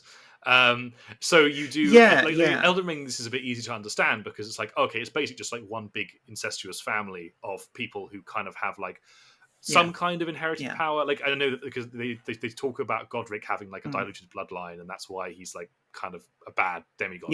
But in Dark Souls 1, it's like there's this race of beings who are called gods, but probably also aren't just called that, who are basically like a stronger and more powerful version of humans, who are also then literally giving themselves titles and being worshipped as gods. But at the same time, that's also metaphysically, that makes sense. Sorry, like metatextually, because like both the developers, when they write the game, and the gods in the game are trying to deceive you. Like, everything is about being deceived. So it actually makes sense that everything's a bit confusing, because that is literally the point. Like, you know, you are not meant to understand the way this world is functioning until you've at least played it through once or twice, because that's just how this world is set up. It's set up for you as the chosen undead to fail. That's the whole point. So, like, Allfather Lloyd, he's a god who's like, he's a god, but then it's sort of then decided later on, actually, maybe he's just a fraud god and people stop worshipping him. But that doesn't imply that, like, the nature of his being has changed. He just becomes unpopular for presumably, like, political reasons, because the world is sort of shifting around, and the place where Lloyd was important is itself no longer important, so people don't really care about Lloyd anymore. So yeah, actually, in brief, interestingly, he does appear actually in the Dark Souls Archthrones mod. They make it. It's actually pretty cool. All right. They have him appear, and he looks pretty much exactly how you'd expect. That mod's actually really fucking cool. I really enjoyed that. I hope it comes out soon. But the full game. But yeah, finally, I did also want to just add a little thing about Dark Souls 2. I don't know whether you can add it back in or not. But basically, the other thing about the Souls and Dark Souls 2 is that they, in addition to kind of like basically sort of squeezing everything into like light and dark as concepts, they do create the finito and millefinito, which are basically like, again, as I said, like in Dark Souls 1, it's basically clear that the Death Soul is just one dude. He's just like, he has the soul of death, and everyone else that is like dead is just puppeteering skeletons puppeteered by the Death Soul. Like, it's not like there's a bunch of Death Soul people. It's just like, it's one person. and a bunch of animated skeletons. Dark Souls 2 changes that, and it comes up with this thing called the Finito and the Miller Finito, who are like, again, stated to be created from the soul of the person who died the first time. And like, I think this is Right. just them desperately trying to rework the immortals from the previous version of the game into the new game. Yeah. But it is Yeah. kind of Yeah. interesting because, again, it plays that Yeah. idea of like Dark Souls 2 is actively taking elements of the original game and reworking them in ways that make sense with like the letter of the law, but they don't make sense when you actually think about them because that was never how the Death Soul functioned. Yeah. But like it works, so whatever, it's Yeah. fine. It's just another example of that for Dark Souls 2. So to wrap up, we should sort of like bring this full circle and go back to discussing this whole shared universe thing and how it sort of does and doesn't work. So, Nightreign. Nightreign is bringing Dark Souls characters. As far as I'm aware, it's just Dark Souls ones. It's possible they're going to recycle bits and pieces of Bloodborne, Sekiro, Demon Souls in this, but they probably will have different names. And I am assuming that the reason they are specifically drawing from Dark Souls is that Bandai Namco own both Dark Souls and Elden Ring. And if they wanted to start bringing bits of Bloodborne in without significantly altering it, they would have to get, like, it would be kind of a rights nightmare. So we're going to assume we're just seeing Dark Souls stuff. So what basically happened is we watched the trailer for Nightreign, and the Nameless King showed up. And this... Yes. Yeah, Dukes Dear Freya, Centipede Demon is definitely in it, because that's been in the network test. Yeah, so, and what was interesting there is that it was not... There was not an attempt to, like, retexture it and call it, like, the Writhing Abomination or something. It's just Centipede Demon. We haven't seen him in the network test yet, as far as I'm aware, but Nameless King is presumably just going to be Nameless King. Or they might even call him Gwyn's firstborn, because why not? Ooh, yeah. So they are like very deliberately doing like, actually, yes, Elden Ring and Dark Souls, maybe not necessarily a shared universe in the sense that like they're happening at the same time, but they can cross over. And I think it's interesting that they sort of maybe are the two most compatible things in that list. Yeah, I would say that makes sense. Both of them are set within existing fantasy worlds. There's not the normality then disrupted by magic angle. They share a lot of the same themes and ideas. I mean, like Gwyn and Marika are quite similar as characters. Again, they aren't the same. I'd say Marika is, perhaps because you know more about her as well, she probably is a bit more negative in that Gwyn is trying to desperately uphold something and Marika ends up trying to burn everything to the ground. But basically, like, they're similar characters. They have similar motivations and ideas, and the whole way that those worlds function is more similar than they are different. Obviously, again, this changes with Dark Souls 2 and Dark Souls 3, but certainly like Dark Souls 1 and Elden Ring are comparable in a lot of interesting ways. And I mean, people do compare them a lot because of that. So it makes sense that they're focusing on those, not just from a rights issue point of view.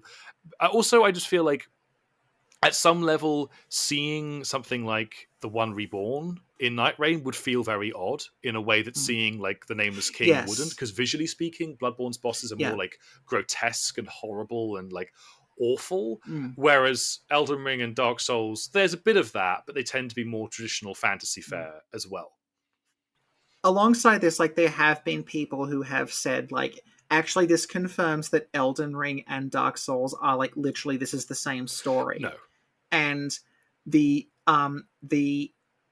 Elden Ring coming from the sky and changing the world is the same story as the first flame appearing and changing the world. Right.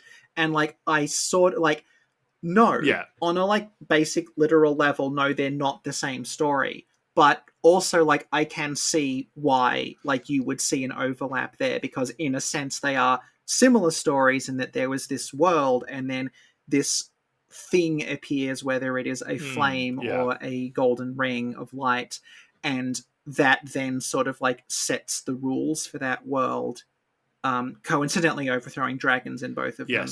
And that is then wielded by someone who is in power. Like, they are superficially on that level similar stories. I can see them kind of meshing far more so than things like Bloodborne is the same universe as Dark Souls because Yes, trees. yeah, Because like what we've sort of gotten into here is like Bloodborne and Dark Souls are fundamentally yes, incompatible they are. on essentially every level. Like these things cannot have No, happened in the same place because both worlds have totally different rules about how they work. And what's happening there is it's just a repeated visual motif is being used to connect the two, but yeah. that's really all it It's a is. visual harking Yeah, back in the same way as, yes, the Elden Beast's boss room harks back to Ash Lake, but like it's not yeah, trying to say that that's literally meant to be Ash Lake. Like yeah, yeah, it's a nice visual reference, and it also makes the point of the Elden Beast as this like water based submerged thing going between yes, the yeah, stars.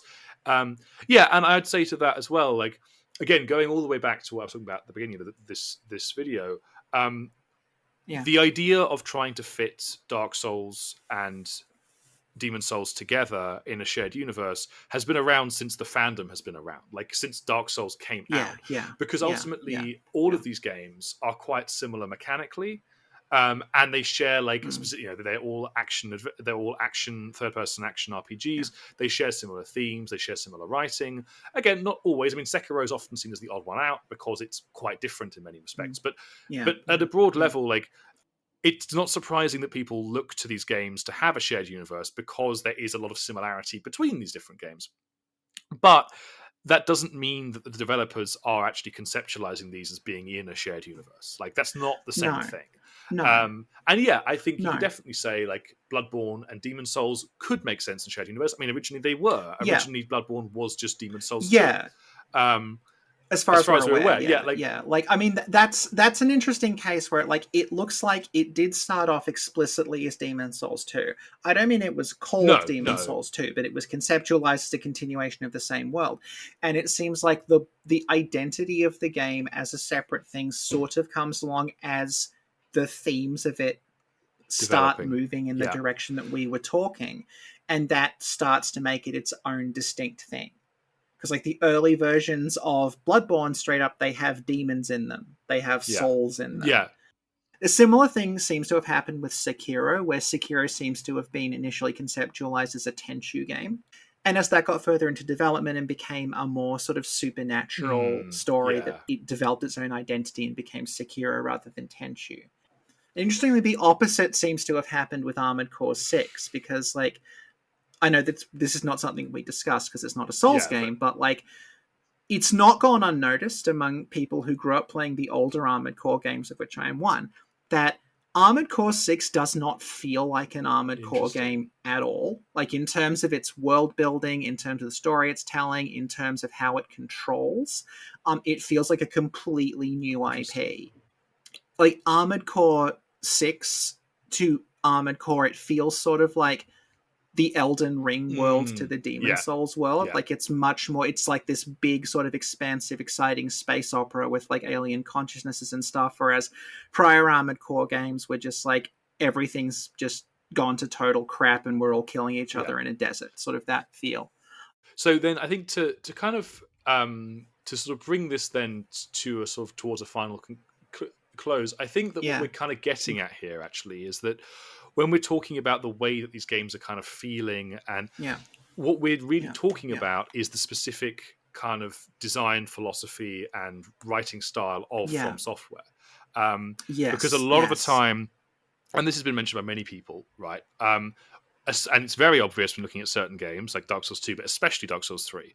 Um, Mm. you're seeing a lot of things be reworked as the games are developed. You know, From Software, they Yes. will Yeah. create Yeah. ideas and concepts and things, and then during development, these things get shuffled around, which is one part of the reason why things aren't Yeah. always where Yeah. they should be, and it leads to these kind of questions about different bits and pieces. And at some level, it does feel like the way that the team, the sort of writing culture at From Software, does seem to be. It's not like here's an outline of a story, go make Mm. the Mm. story. It starts Yeah. conceptually and Yeah. develops out from there. Mm. So you get things being Yeah. rewritten mid-story. Again, basically every DLC post the Dark Souls 2 DLCs um, has been an attempt to rewrite some aspect of the base game. So like the Yeah. the whole Yeah. idea of like Lawrence taking the old ones baby from Canehurst gets rewritten into being Willem and Yeah. the Willem, Maria, and German going to the old village. In Bloodborne, in Dark Souls 3, it's just like rewriting the entire beginning of the series, basically, in the DLC. And then in Elden Ring, it's rewriting Miquella's character and Marika's, and basically the entire motivation for Marika, as well as Miquella, gets completely rewritten in the DLC. So, and this seems to just be the way that From Software operates, is that they are changing and reworking things until very late in the day, like literally up until the release of the game.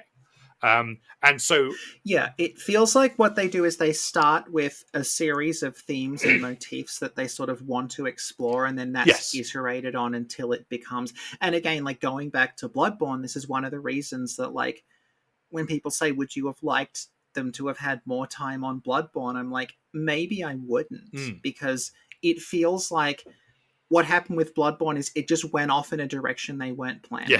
Yes. And that makes it interesting. So many of the important, like, we've talked about this so many times, but so many of the most important parts of Bloodborne that we have now, they're just reworked assets that were just like a random boss in a dungeon, and they just promote it to being an important character later on because it works aesthetically.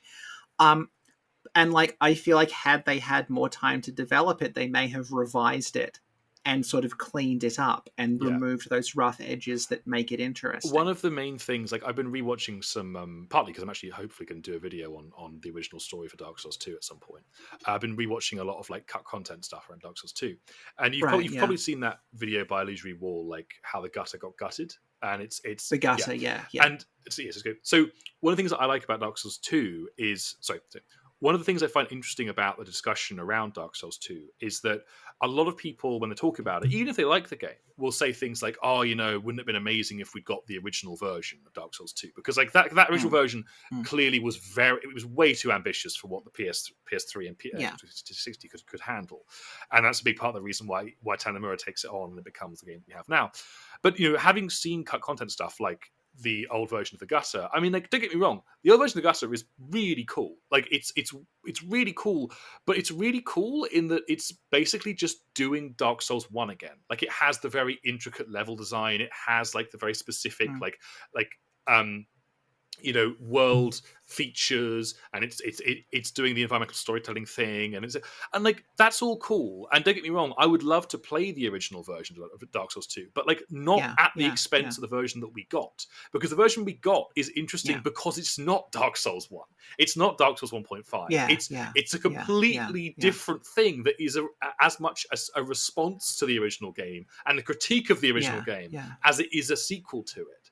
And I do feel like that gets missed sometimes. Like, just because you have more time for development doesn't necessarily mean it's going to be a more interesting game. It might be a more complete game, but that doesn't mean that it's going to be good by itself. Like, there are plenty of games you can play which will give you 80 hours of content that's like warmed filler that you don't want to play because it's boring, you know? I think another thing that's interesting with regard to this is, like, a lot of that world design seems to be an outgrowth of how the story is going to be told, which is that, like, you're piecing the story together archaeologically from little bits and pieces of information that you're finding. But that necessitates a certain kind of world for that to happen in. So, like, you can't have a lively world full of interesting, talkative characters who are there to support you and also do that storytelling. Which is why, like, when we're talking about From games that break the sort of story mold that we've been discussing, it's the ones that don't play like Souls games. So, like, Sekiro, it's a historical action fantasy. It just has characters talking.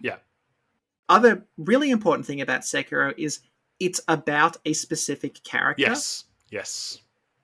It's the story of what Wolf goes through and how he changes and his relationships with people, which you can't do in a standard Souls game because those have character creators. Like, the whole point is, like, you're making a character, and then how they behave and what they think, what their reactions are down to you. And, like, Derasane is a story that is told in non-linear time. Armored Core 6, like, that is a game that places you in this escalating series of crises and forces you to make choices.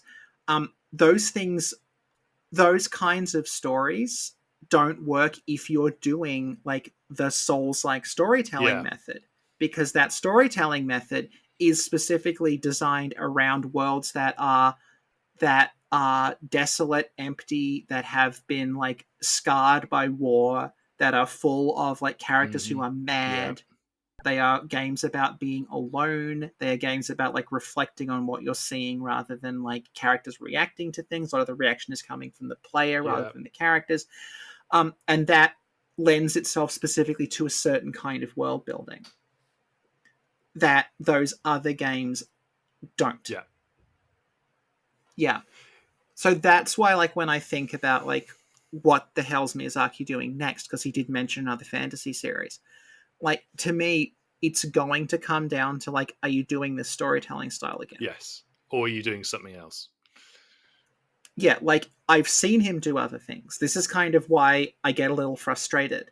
I know that he's done other stories that go off in different directions and explore different ideas and do it Mm. differently. Because if this game comes out and it's another game about finding like bits and pieces of information Yeah. on items that you pick up, it's going to play out the same way, sort of no matter how much world building they do. Like, that's kind of a criticism that I have of Elden Ring, Mm. which is that you bring in George R.R. Martin to come up with this absolutely like off the planet weird Yeah. backstory about space gods and sentient viruses and stuff. But then when you think about it, the plot of Elden Ring is just the plot of Dark Souls Yes, 2. it is. And I want to see if they can maybe try breaking away from It that. does make me wonder how, and this is the other thing. I mean, like Miyazaki's the director of the company as well, isn't he? Like he's Yeah. again, like I don't want to say it, but the fact that they had Tanimura and Miyazaki as co-directors, I think, is quite telling. Because I'll be honest, I think Yeah. Tanimura directed more of Elden Ring than Miyazaki did. Like, I just get that Mm. vibe from the similarities to Dark Souls 2. And as you say, like the Yeah. actual story of Elden Ring is just the story of Dark Souls 2, but less metaphorical and more like Yeah. physical in the way that it's presented to the player. But the endings are literally the same. It's Yeah. you sitting on a throne with Yeah. like Yeah.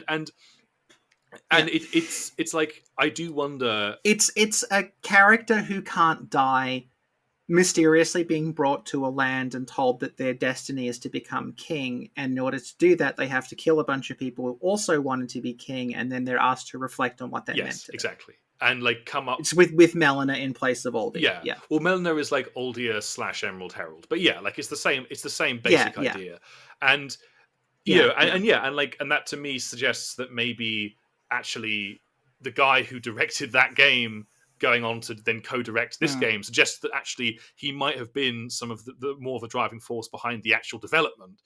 Tanimura is like a really old hand Yeah, at no, I From. Like, I realize. have PlayStation 2 games directed by Tanimura. Yeah, like he Yeah, just so but yeah, but no, I mean the point is that whatever From Software does in the future, like I mean I'd be interested to see where they take the sort of fantasy RPG stuff, because I won't lie, mm, like when I said that Elden Ring feels like the capstone to the series, that I mean that in the yeah, most yeah. literal sense. Like it's the pinnacle in many Yeah. ways, but it's also the end. Like you put the capstone on top of something when it's Oh, finished, absolutely. Yeah. and like I would love for them to do basically do what they did with going from Kingsfield to Demon Souls, where they take aspects of the original Yeah, and they yeah. remake it. And also, frankly, and Yeah. I'm actually kind of working on a video partly about this. Again, we'll see if it ever comes out. But like the I also want to say like the community around Souls games is kind of unique in terms of how many people absolutely love these games, and therefore how many of them are willing to put years of work into modding just their Yeah. own Yeah. versions of these games. And having played Arch Thrones and some of the Dark Souls 2 mods like Secret of Fire, and waiting on Dark Souls Nightfall to finally come out, like there's so much genuine talent in the community for like taking the Souls games and doing their own version of it. I almost don't really want From to Mm, do anymore. Like just let people take the idea. mm, Because also, like yeah. frankly, Dark Souls Arch Thrones. It's like, what if we did Dark Souls 3 but good? What if we took Mm, actual like places from the previous games and redid them with a new story that made sense and had yeah. like an interesting narrative and all that stuff? And like, yeah, okay, the combat can be a bit awkward sometimes, and the bosses are redesigned from Elden Ring, but like, it's actively engaging with the lore of those games in the way that Yeah. like Yeah. it's not just trying to redo it, it's using it to tell a new story. And yeah, like at that point, Yeah. we've got enough Soulsborne games from. Do something else different. Yeah. Maybe one of these games, maybe Yeah. one of these days, I'll even play Armored Core. Who knows? But yeah, Yeah. I mean, I feel similarly because, like, the thing about Elden Ring is, like, Elden Ring is a game that, like, I like quite a bit. yeah, There comes a point in Elden Ring where, like, it's actually gotten too big. yes, Like, yes, it's so, like, the end of Elden Ring, and this is also true of Shadow of the Erdtree, you can feel it start to yeah, buckle under the weight of what it's oh yeah, doing, because this is reliant on a combat system and a series of, like, stat algorithms that were designed in 2009 yep, for a game that is, like, conservatively 10% of the size. yep, So you can see, like, as Elden Ring goes on, they just have to start bloating the fuck out of the rune counts that you yeah, get from enemies, yeah, because otherwise, like, because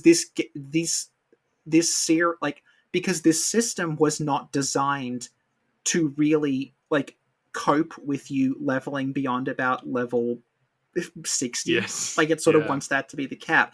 Elden Ring wants you to be at 150, yeah, so it just has to start bloating, like, the rune counts you get. It has to start massively bloating, like, boss hit points. It's massively bloating how much damage they're doing, and it just becomes like, this system was not really designed with numbers this big in yeah, mind. And that then tips over into Shadow of the Erdtree, where they literally have to yeah, include a secondary level up system to just try to, like, rein this thing yeah. in, No, because otherwise it will either be way too easy or way yeah. too difficult. No, I mean, I have to say, Yeah. having played Shadow of the Erdtree up until the final boss, and I was like, lol, no. But having played it all the way Yeah. through, Shadow of the Erdtree, it's like this basically should have been one of those old school standalone DLCs, you know, like Far Cry 3 Blood Yeah, Dragon or absolutely. whatever, because then it would have been able to, you know, remake a character from start and not have this ridiculous nonsense where you're trying to graft a new form of like difficulty onto a game that famously has no difficulty settings, because you simply cannot make it work any other way, because you are well Yeah. past the point Yeah. of it being even remotely, like leveling even remotely Yeah. working as like a Yeah. gatekeeping. And it just, yeah, This is true of any RPG yeah, system. Like, it's designed with a certain sort of, like, endpoint in mind, and if you take it beyond that, the system starts to sort of, it becomes like this tower that's toppling under its own yeah, weight. Like, it happens with, like, Sin and I've been talking about Warhammer 40k a yeah, bit. Warhammer 40k, the basis of that system was designed for, like, reasonably small skirmish yeah, fights with, like, a couple of dozen troops aside.